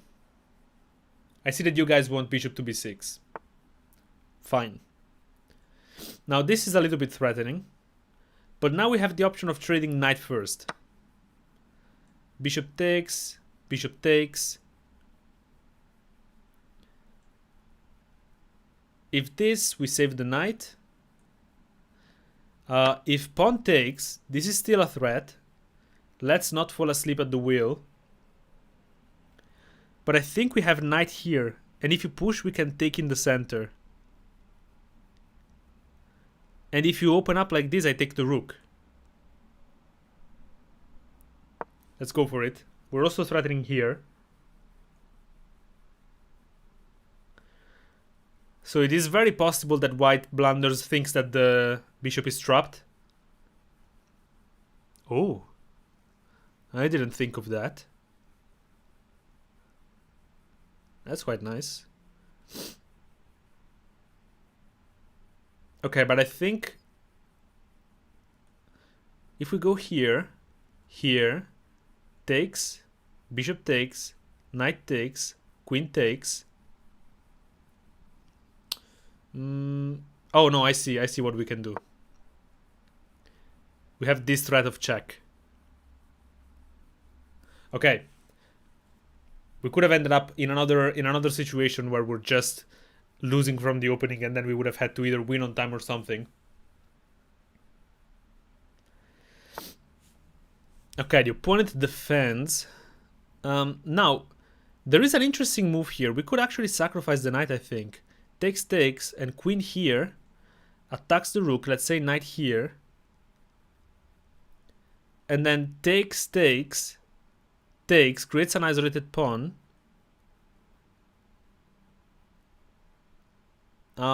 It's probably not enough.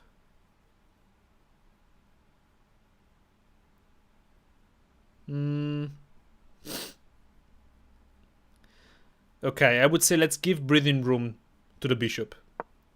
Now, I realize that this allows the push of b5, but I don't want to spend too much time thinking about this.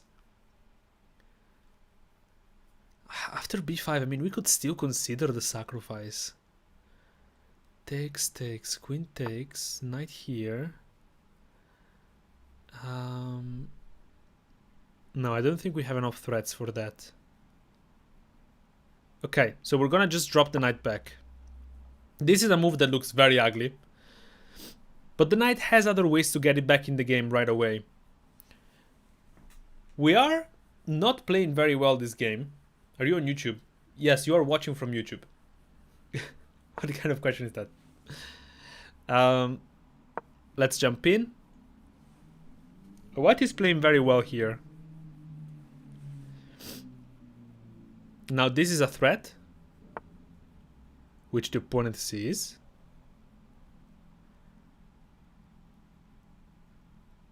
I could go after a trade.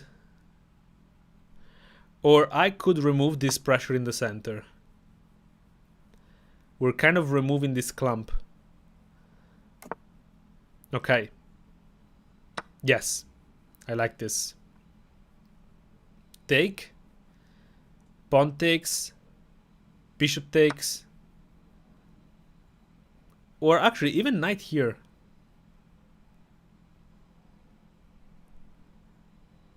We don't necessarily have to take. But maybe castling is more important. Castling, bishop takes, pawn takes. Those are a little bit awkward. I'm gonna take first. I think that allowing that doubling of the pawns like that is a little bit weird. Okay. Now we castle. We have to finish the development. We didn't get a significant advantage of any kind from the opening, and we're just in a kind of equal position. If anything, white is slightly better here. Okay.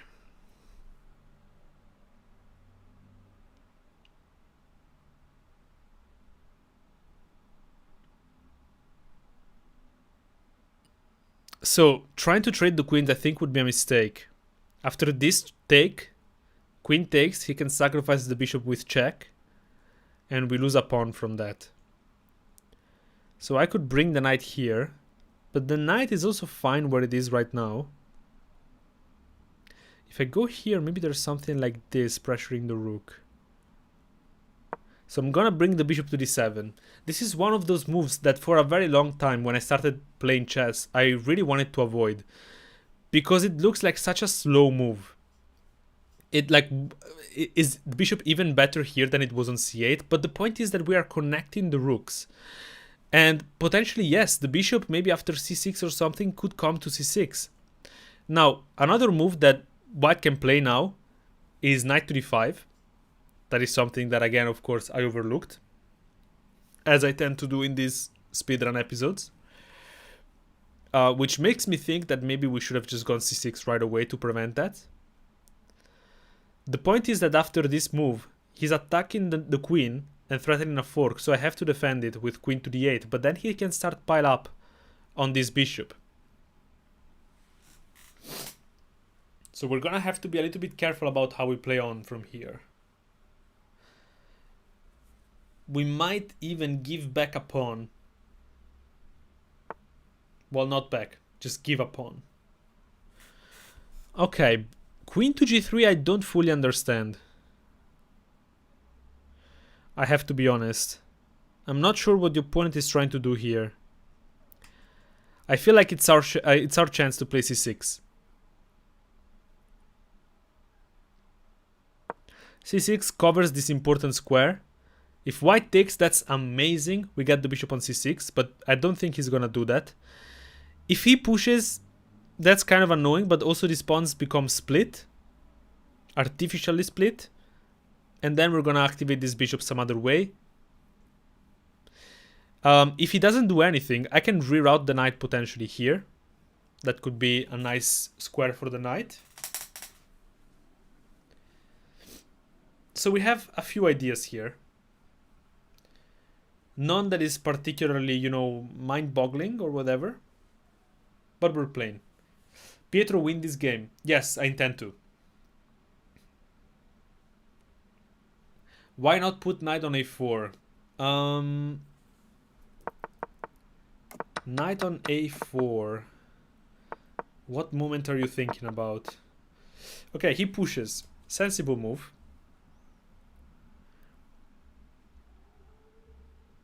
Now, I kind of wanted to push here to give the knight this square, but I think it's too important to take away this square from the knight. So let's keep the pawn structure as it is for now. And now, I see an opportunity to play something interesting. We can start activating the queen with queen to c5, attacking the bishop. And if white trades, it's kind of playing into our hand, because right now our pieces are looking a little bit weird. So I'm gonna go here. Now white has many ways to reply to this, but it's regardless a move that looks quite active. We're also pressuring the pawn in the center. We're also pressuring the knight. Okay, so he does take. Let's take back with the bishop. there's no reason to hesitate much on this move. And now white can place a rook on the same file as the queen, but remember that we're also attacking this pawn. And we're also threatening to bring one of the rooks to the d file and control the open file. Hey Abdelrahman, how are you doing? Are you out of the woods? Yes, I think that black is out of the woods, guys. For once, black is out of the woods, finally. The day that we were all waiting for. By the way, guys, if you're watching on YouTube, go follow on Twitch. Because right now, I think I have like 100 followers. So I would really, really appreciate the support down there. Okay. Let's start talking biscuits here. Let's activate the rook. Rooks belong on open files. At some point I want to make a video about opening principles and chess principles in general. Oh wow! That's a great move. Oh my. That's a whoa, whoa, whoa, whoa, whoa, whoa, whoa, whoa, whoa, whoa, whoa. Guys, be careful. There's this coming.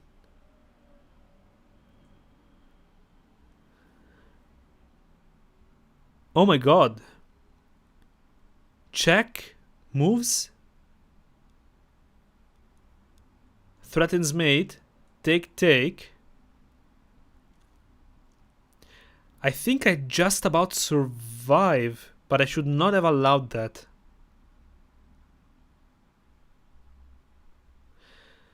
That's a very good move by the opponent. Wow. Wow, wow, wow. I mean, unless he just brought the knight to the center. Maybe that's the whole idea. But this, I don't think it's a move too hard to find. It was also attacking the queen, so I had to move the queen. How do you choose which rook? Well, in general... Okay, yeah, he doesn't see it. In general, I like keeping a rook nearby the king defending the f-pawn. It's just kind of a little safe haven, you know, for the rook. And for the king. Okay, this move I think it's still good. I think it's still a good move. Because it's attacking this pawn. This is defended. It's disconnecting the queen from the rooks. I could come back and defend like this. It seems a little bit passive, but surely not as passive as defending with the rook. So I am gonna do that.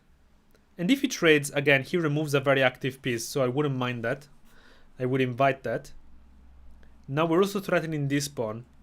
I have to say that, guys, I don't know if it's me, but I feel like my opponents in the speedrun play pretty good chess.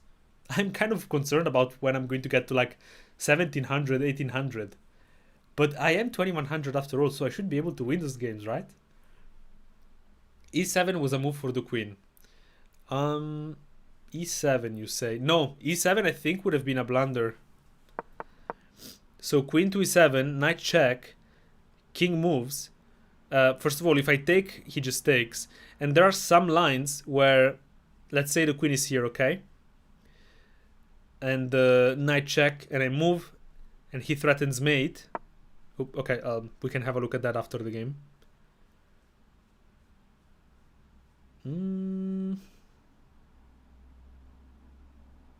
What if I just... What if I just take? Am I getting in trouble here?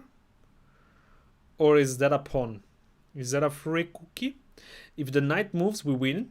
Check and check. Mate. Opponent speed running too.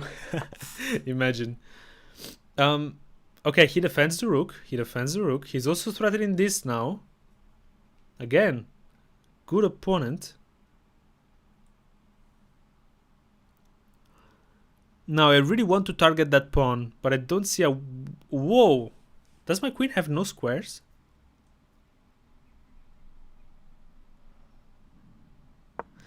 Let's go to the other side, because it feels like I also need to kind of strengthen my position here. Now if he takes, we can actually just take back. Check, and queen takes. We could have thrown in a check anyway, I think. But we could have ended up in more trouble there. Ah, why do my eyes get so tired? They're so dry. I don't think I've ever streamed for over 2 hours. Why is your name Fools Will Resign? Lol, I'm crying. Well, what else was it supposed to be called? Of course. Of course, it's a Fools Will Resign account. Okay, H3. So he's seeing all of my threats. I was threatening this. Can we just push? I mean... Or maybe actually now I come back down. And I'm threatening the pawn. Yeah. If he comes here, I can even give up the rook for this knight and pawn. Because those two pieces are so strong that they might be worth giving up a rook for those. And I think we're still fine, if not better, because we have 2 pawns and the knight for the rook. Knight f5. Knight f5 I take. Okay, he defends the pawn. Now notice that this pawn is defended by my queen. So I could free up the bishop. And use that time to redeploy it to a more active square. This pawn is secondary. Because now it's also opening up this file for us. Very nice file. Unless he comes with the rook here. Now we won't be able to play here anymore, because then we would get back rank checkmated, right? Not checkmated per se, but we would have to lose a rook. Okay, I think he missed the fact that the queen is covering that. Yeah. So now we should just be winning. Maybe he's going to resign here. Please don't lose on time. No, don't worry. I got this. Don't worry. Okay, now this is a little bit of a problem. So let me just kind of step here and try to pick up that pawn. I really don't want that pawn to make any progress. It's only 2 steps away from queening.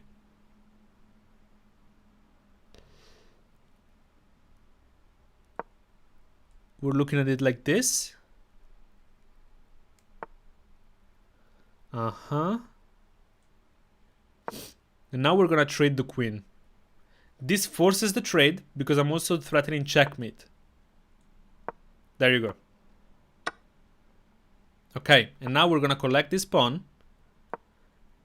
I'm making sure that everything is defended here. Let's go around and collect it like this. Let's make sure that there is no back rank problem. Boom. Nope. Second misclick of this live stream. I need to be careful. Take. Oh, he wins back a pawn. Oh, he doesn't. Damn, this guy's persistent. Good for him. Annoying for me. I only have 25 seconds, so I really need to play quickly now. King there. We go after the pawns. This is a mate threat. Oh no, it's not. I thought it was. Ooh, now this is kind of annoying. No, it isn't. I go here. Okay. We're done. It's so good. 19 seconds is an eternity to win this. No stalemate. Nice try. And now we can just push. Okay, timeout.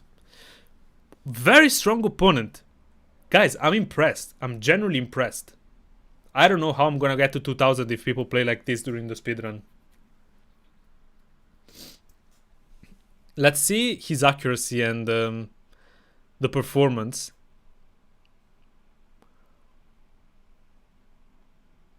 Okay, so he played... Oh no, okay, so I'm the one that played badly. So I guess that this is gonna get solved once I start playing my openings. But I did allow too many mistakes. So here apparently, I should not have gone back with the knight and we had a much better move. Which was indeed knight b4. Which I think maybe somebody in the chat had said. Knight b4 is a logical move. I don't know why I didn't even consider it. It's just a logical good move. The knight is defended by the pawn. And black is better here. So because I went back, I put myself in an uncomfortable position for most of the game. And then, I mean, we ended up recovering the advantage around here. Apparently that's a blunder. Ah, yes, I missed bishop to g4 here. So we had this idea already. And we would have won some material. Like this. Somebody says in Italian, you seem a lot Italian. I'm not Italian, but I speak Italian. I'm from Italian Switzerland. He's not a fool, he will not resign. Yeah, exactly. Okay, guys, I said that we would get to 960. I'll try to drag on, but these games are lasting ages. I wish that some people would just lose in a bunch of moves. That would be nice. e4, let's take the center. French defense, let's take the full center. I said again, since we're playing principal... What is b6? I've never seen that move. Okay. Normally in the French, you just strike back in the center. I guess this is something. I'm not worried about the damaging of the pawn structure. I'm happy to take a bishop for that knight. I guess let's defend the pawn further. Again, look at the confidence that this guy is playing with. Maybe my mistake is to underestimate my opponents. Bro, are you married? No. I have a lovely girlfriend that I've been with for a very long time. But we're not really interested in getting married. Here, if push, it's closed. And we can take here. If it takes, we take with check. But then queen here. And like, what are we actually doing with our life? So I'm gonna castle. If he takes, I take. If he pushes, I take. And yes, we lose the pawn in the center. Okay, well, we don't, I guess. This should be completely fine. Now, probably he should take at this point. Because not only he's doubling the pawns, but he's also isolating them, right? There would be no pawns on the B or D file anymore. Oh, but he's allowing way too much play for us. Definitely too much play. Knight to f5. This knight is looking juicy. How can I make this interesting? This is a blunder for now, so we can't really do that. If I play here, it can actually be very annoying. Black cannot castle, and we're targeting the f-pawn. Look at this, knight to h6. Such an unusual square for that knight. And yet I think this is very annoying for black. Okay, he does take the knight finally. Let's take back. But now too much damage has already been done. It's very hard to push this knight out. If you come back, I'm probably going to come back around this way. Or I'm even gonna leave it because I'm gonna recapture with the bishop and still prevent castling. And I have some ideas to play, for example, bishop to c4 and target the f-pawn. Elena! Time to beat you some more, I think. As far as I know, I won the games we played yesterday. What are you talking about? What are you talking about? Okay, let's take here. We're opening up a check. Also, I'm not playing against you after 2 hours and a half of streaming. You're just gonna steamroll me. With odds. I'm always up for an actual game if you want. Check. We're also pressuring a lot of points in this position. Oh, we have some nice stuff going on here. Takes. Look, notice the connection between these pieces. If knight takes, the rook is hanging with check. If queen takes, the knight would have been hanging. So now we can just take here with check. The only move is king here. Rook e1 is a natural check. That occurs to me. Now the queen is hanging. I don't want to trade it because I feel like we're very close to just checkmating. So I'm going to bring it back here to an active and safe square.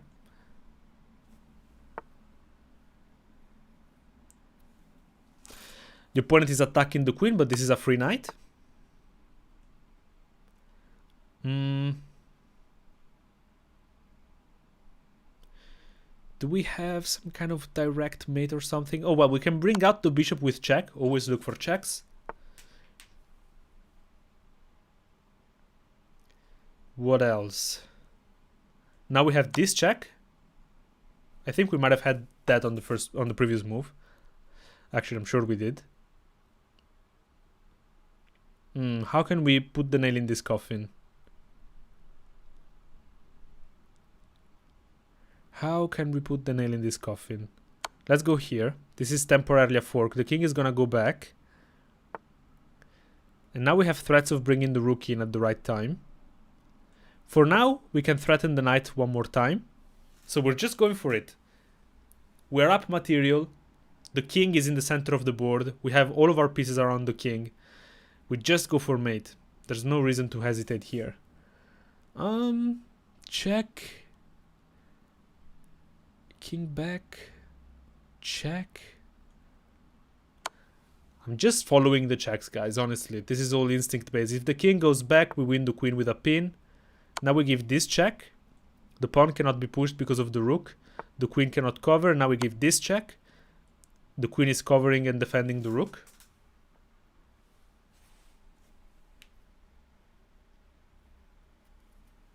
Aaron is backseat driving this game, telling me what moves to play. Do you have a day job? Not anymore. I used to teach chess up until not very long ago, which was still a very cool job. But I think that this is much more fun. Now I make enough from content to make a living from it. But people grossly overestimate how much content creators make. I make just about enough to live, guys. Which I feel very blessed for. I am very lucky that I get to do this for a living. But it's not those like ridiculous numbers that you see online. Come on, where is the checkmate? Why is this guy playing until checkmate? I know that that's what I preach, but I don't like it when it's against me. This is the way, yeah. But more importantly, fools will resign. Yo, check this out. Rook c7. Beautiful. I just want to be done, so I'm gonna collect everything. Take here. We lose the rook. Check. King here. We win the other rook. And come on. Let's do this checkmate. I've had enough of this.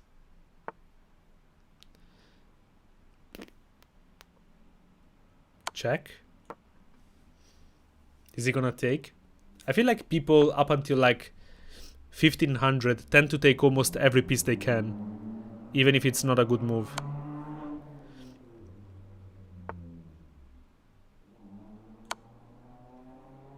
I'm closing in this net. Okay. There you go. Oh. Wow. Okay, stop. There you go. Finally, we did it. Is it possible to survive just through YouTube? Right now, for me, no. It also depends where you are in the world. I live in London, so London is expensive. I need a lot of different streams of income to be able to make it. Tushar and Elena are stream sniping you. That's crazy. What do they want? Guys, go away. I don't want you here. Go mind your own business. Let's play one more game. We're gonna get to about 950 in the speedrun. Let's develop the knight. Principled chess. Develop the bishop. Look at the f-pawn. Prepare to castle. Maybe if knight f6 we could go for a fried liver. We've done that a few times in the speedrun. One One time was with a lot of success. One time it was an absolute absolute destruction on the board. What is what? What is this move? I mean, it's okay. Maybe I see the point. This, and knight here to collect the bishop. Is that the idea? I'm just gonna play a4 cautiously. Prevent. Don't tempt me with a good time. He's pushing the f pawn. Unfortunately, it doesn't work because the knight is covering. But what if you remove it? No, I don't think it would work either. Ah, why do people push the f pawn? This is still a massive weakening of the position.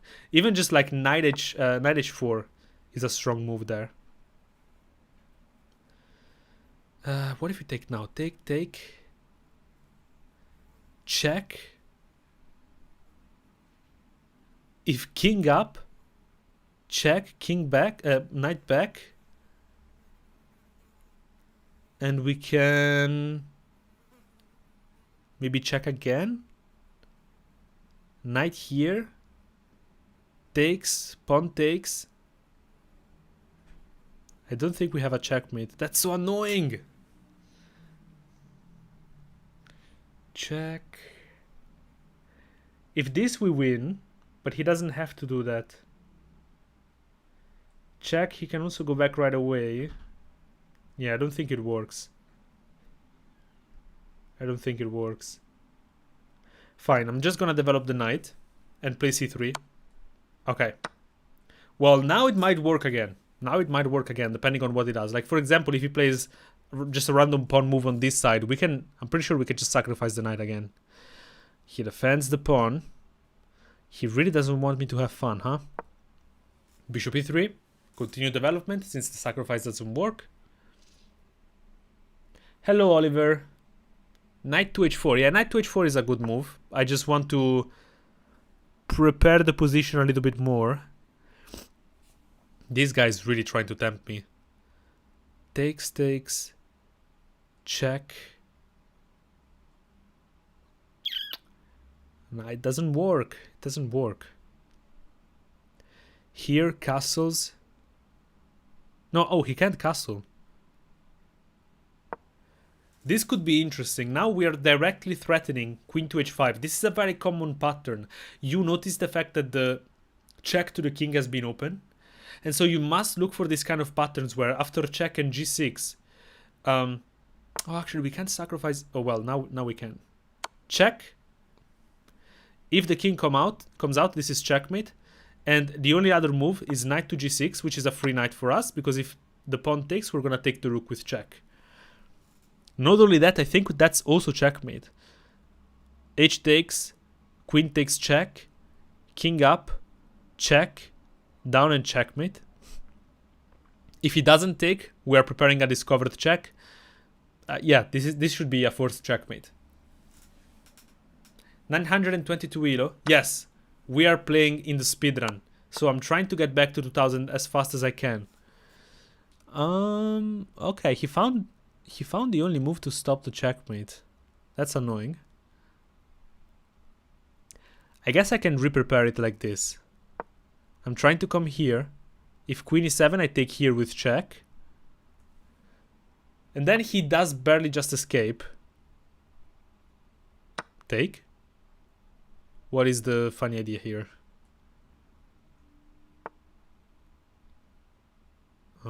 Check. King there. I don't see a direct checkmate. So I might be interested in something like h4 and try to open up the rook. But h4, g4... Well, then we just push the pawn. And we are crushing there.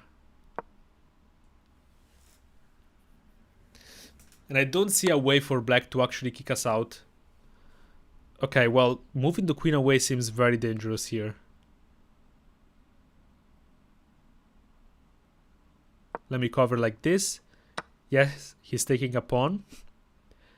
That's not a big deal. So we could give a check.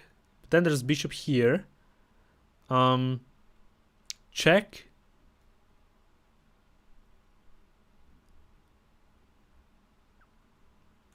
Yeah, I think it's safe to do this. If king up, I think we almost have a checkmate. He has to play here. Yes, yes. We also need to give a check because... Oh, this doesn't work. That's such a shame. Check. King here. Yeah. That's nothing.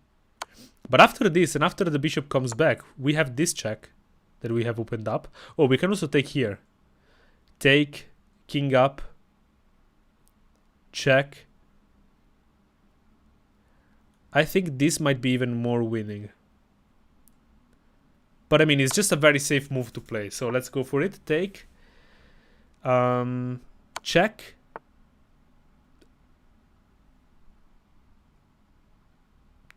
Oh, no, my queen. Oh, my God. Oh, he didn't see it. Okay, guys. We're fine. Check.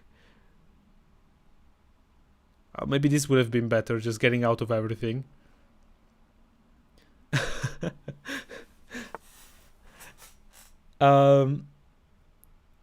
Check. Again, I'm just following the checks, guys. Nothing too crazy. Check. And checkmate. Okay, wow. That could have been very bad. I mean, we would have been completely winning regardless, I think. Well, actually, no, because the rook is also hanging. The rook has been hanging for a bunch of moves, although the opponent never had a chance to take it. Bro needs sleep. Yeah, for real. I've been streaming for too long today. But I said that we would get to 960, and we're not even at 950, so I can't really close the stream here. I'm gonna play one more, okay? One more, and that's it for the live stream. E4. Let's go E5. Fight for the center. Knight to C6. Defend the knight. Bishop to C4. Very sensible. I'm gonna develop my bishop. We could have also developed the knight, but then we would have had to deal with like fried liver stuff. Now, if the fried liver happens, we can just castle. I can feel myself like not actually focusing on the moves. I need to lock in, because even against a 950, if I'm not thinking about my moves at all, I'm just gonna lose. Here, let's kick the bishop away. This is a pin that could be annoying, so I want to break it.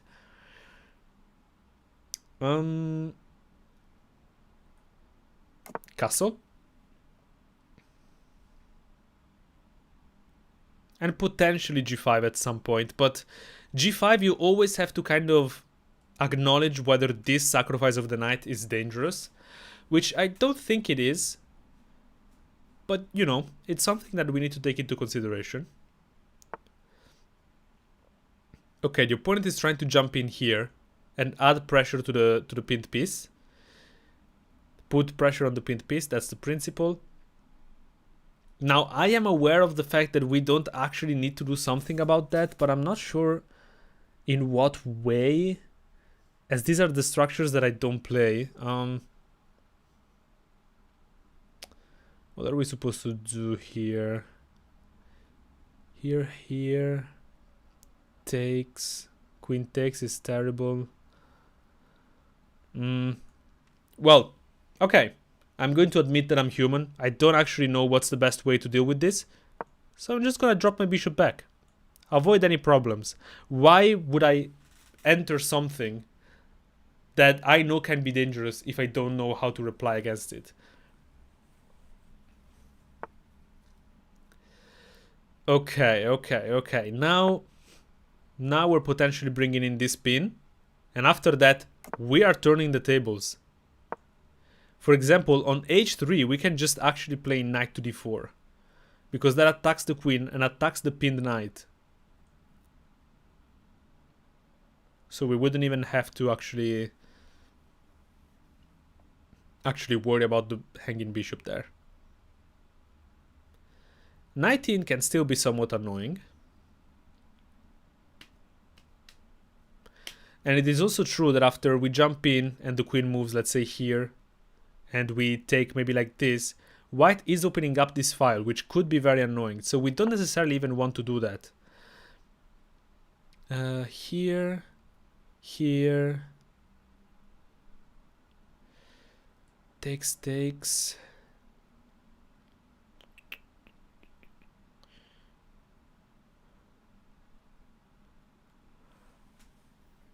What if I just go back?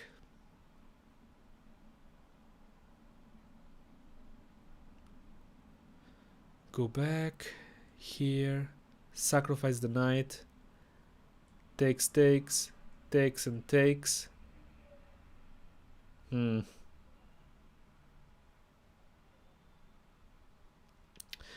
See, this is the downside of not knowing these type of structures that well.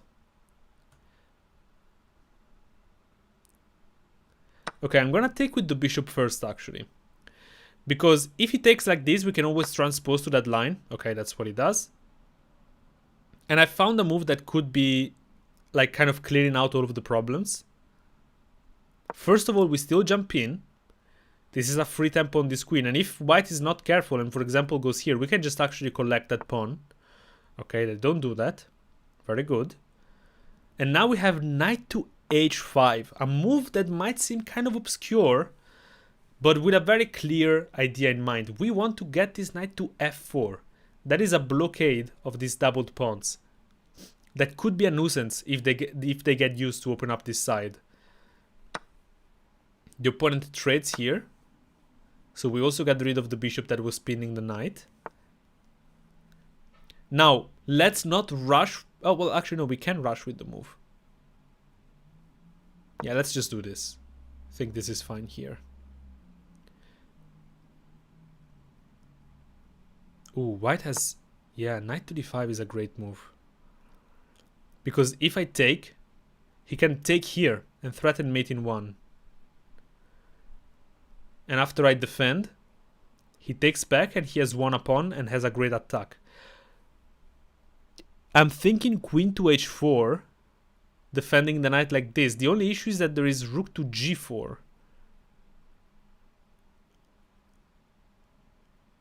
The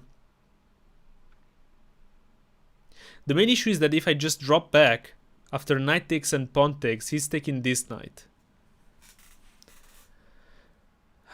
Take, queen takes.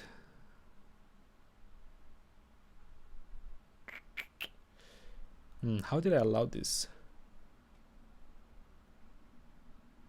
Okay, I might have found an idea actually. We do go queen to h4, and on rook g4, we can actually either go queen to h5, and white... No, actually, we can't do that. The other move is after rook to g4. Okay, he just takes. This makes our life much simpler. After rook to g4, I was thinking just this check. With a fork. Okay. So now we can just take back. And if take back and pawn take back, we're fine here. We're threatening this. And there is no direct threat here. And actually, there is no way to defend the pawn. Because our pawn is taking away the attack square. So his best play is to probably come after our own pawn. Take. And then we can drop back. Yeah, I don't mind that. Let's not allow white to just take a pawn for free. Let's kick away that bishop. And now I'm gonna speed up a little bit, because I did use a bunch of time for these moves. Take. Rook g4. We might even drop back this way. If he doubles up, we're not gonna play g6, because this pawn is pinned. Instead, maybe g5. He can push. Okay, we're gonna get there when we get there. We could also go back like this. And if he takes, we take here. And if he doubles up...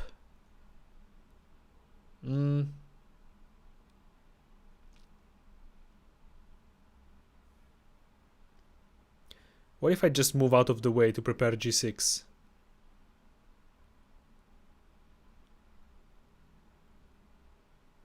Yeah, I don't hate that. If he takes, we drop back the knight. If he doubles the rook, we now have g6, kind of shutting down that attack. Okay, I'm going here. I'm trying to get that bishop. That bishop is much more valuable than our knight. We're also attacking the rook, so we are actually just by force taking the bishop. Oh. Or we take the rook. Nice. Did you just miss the knight fork? Maybe I did on the previous move, if you mean this same fork. Okay, so now to make sure that there is no attack on my king side, I'm going to play this move g5. All of the pawns are nice and connected, so there is no breakthrough. If the rook attacks, it's the only piece in the position of white that can attack this pawn, so king to g7 is enough to shut everything down. This is something that sometimes people forget to ask themselves, like, is there actually a way to add pressure to something? And no, that is literally the only piece in the position that can attack that h6 square. So it's time to start doing something with these rooks. The rooks have not done anything for the entire game, so I'm gonna start bringing them in. Here, yeah, I don't hate this. We either open up the d file for our other rook, okay, or we open up the e file for this rook. Now we start coming after the pawns, and from here it's not too hard to convert, because we are the ones asking all of the questions. White has to defend this, and we are going to use that free tempo to bring this other rook. This is still winning. Yes, this is still completely winning, guys. Now we have both rooks in. We're gonna try and trade the rooks. Ah, good move, good move. That stops the trade temporarily. So I think it's time that we can just make some progress with the pawns. It's not like black has anything going on for him right now. We don't have to make anything happen straight away. a4 we can probably take. Remember that we can always change our mind and reroute the rooks to the other side of the board. The bishop cannot target the pawn, we can just take that. He can create a passed pawn on this side of the board, but since we are the ones with the two rooks, we are just going to reroute the rooks to this side and collect those pawns. Oh wow. Why does it say here that we have 1400 people in the live stream? Is that can't be right, right? That seems way too much. That seems way too much.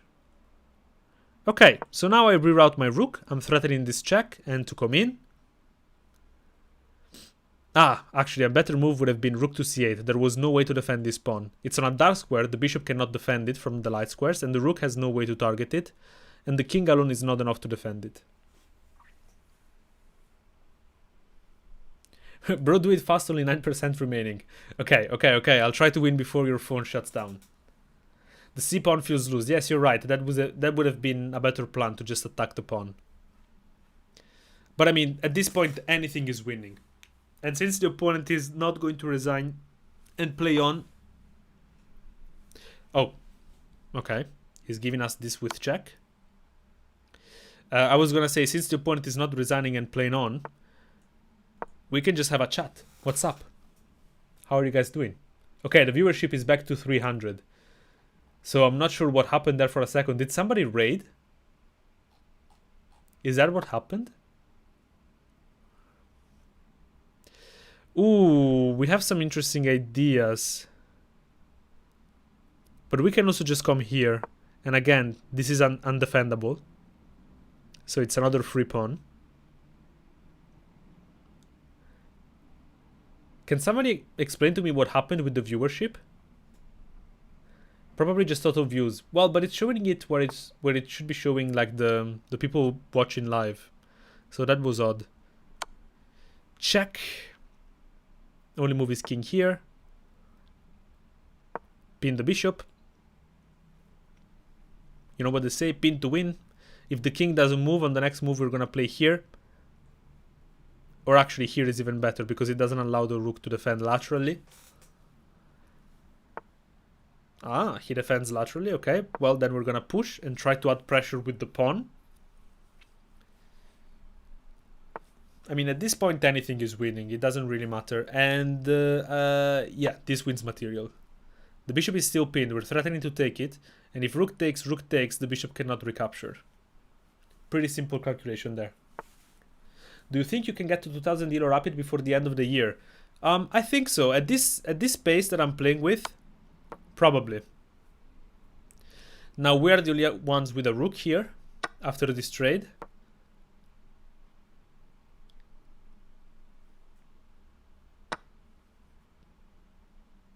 Now guys, I see that you're asking for games, but I'm too tired to play more games after this. I've streamed for 3 hours. For my levels of energy, that's already quite crazy. Is he trying to stalemate? Well, there's no stalemate.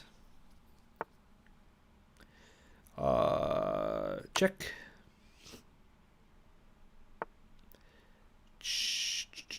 Check. Let's make this quick.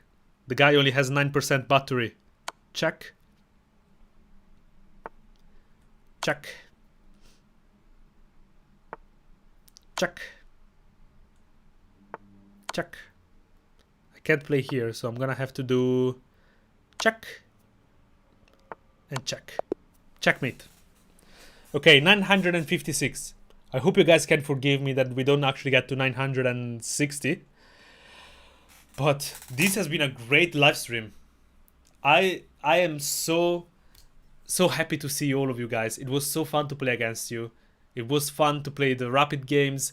We had that queen d5 move that unfortunately I blundered the winning endgame with the mouse slip, but then we got to see that amazing sportsmanship by the other player. So yeah, I really want to stream more. I can't wait for the weather outside to be better, because I think that once it's going to be less hot, my computer is not going to overheat as much. Can somebody confirm like how many viewers are live right now? Because I can see 323 here, but it seems oddly too much for one of my live streams. I mean, I would be happy with that. I would welcome it, but it seems just odd. And since it was saying like 1400 earlier, I lost faith in this metric here. Ronaldo Sui. I don't watch football. I'm sorry, guys. Don't forget to get the Fools Will Resign merch. You can't get this one. This is the prototype. It's only for me. But luckily, it's ugly. But that one is... I can promise you, you can get any girl you want with that. Or boy. Whatever your your taste is. 90 on YouTube. Okay, yeah, that makes more sense. That sounds more reasonable. Okay, guys, again, thank you so much. It was lovely to spend this evening with you. And I will see you all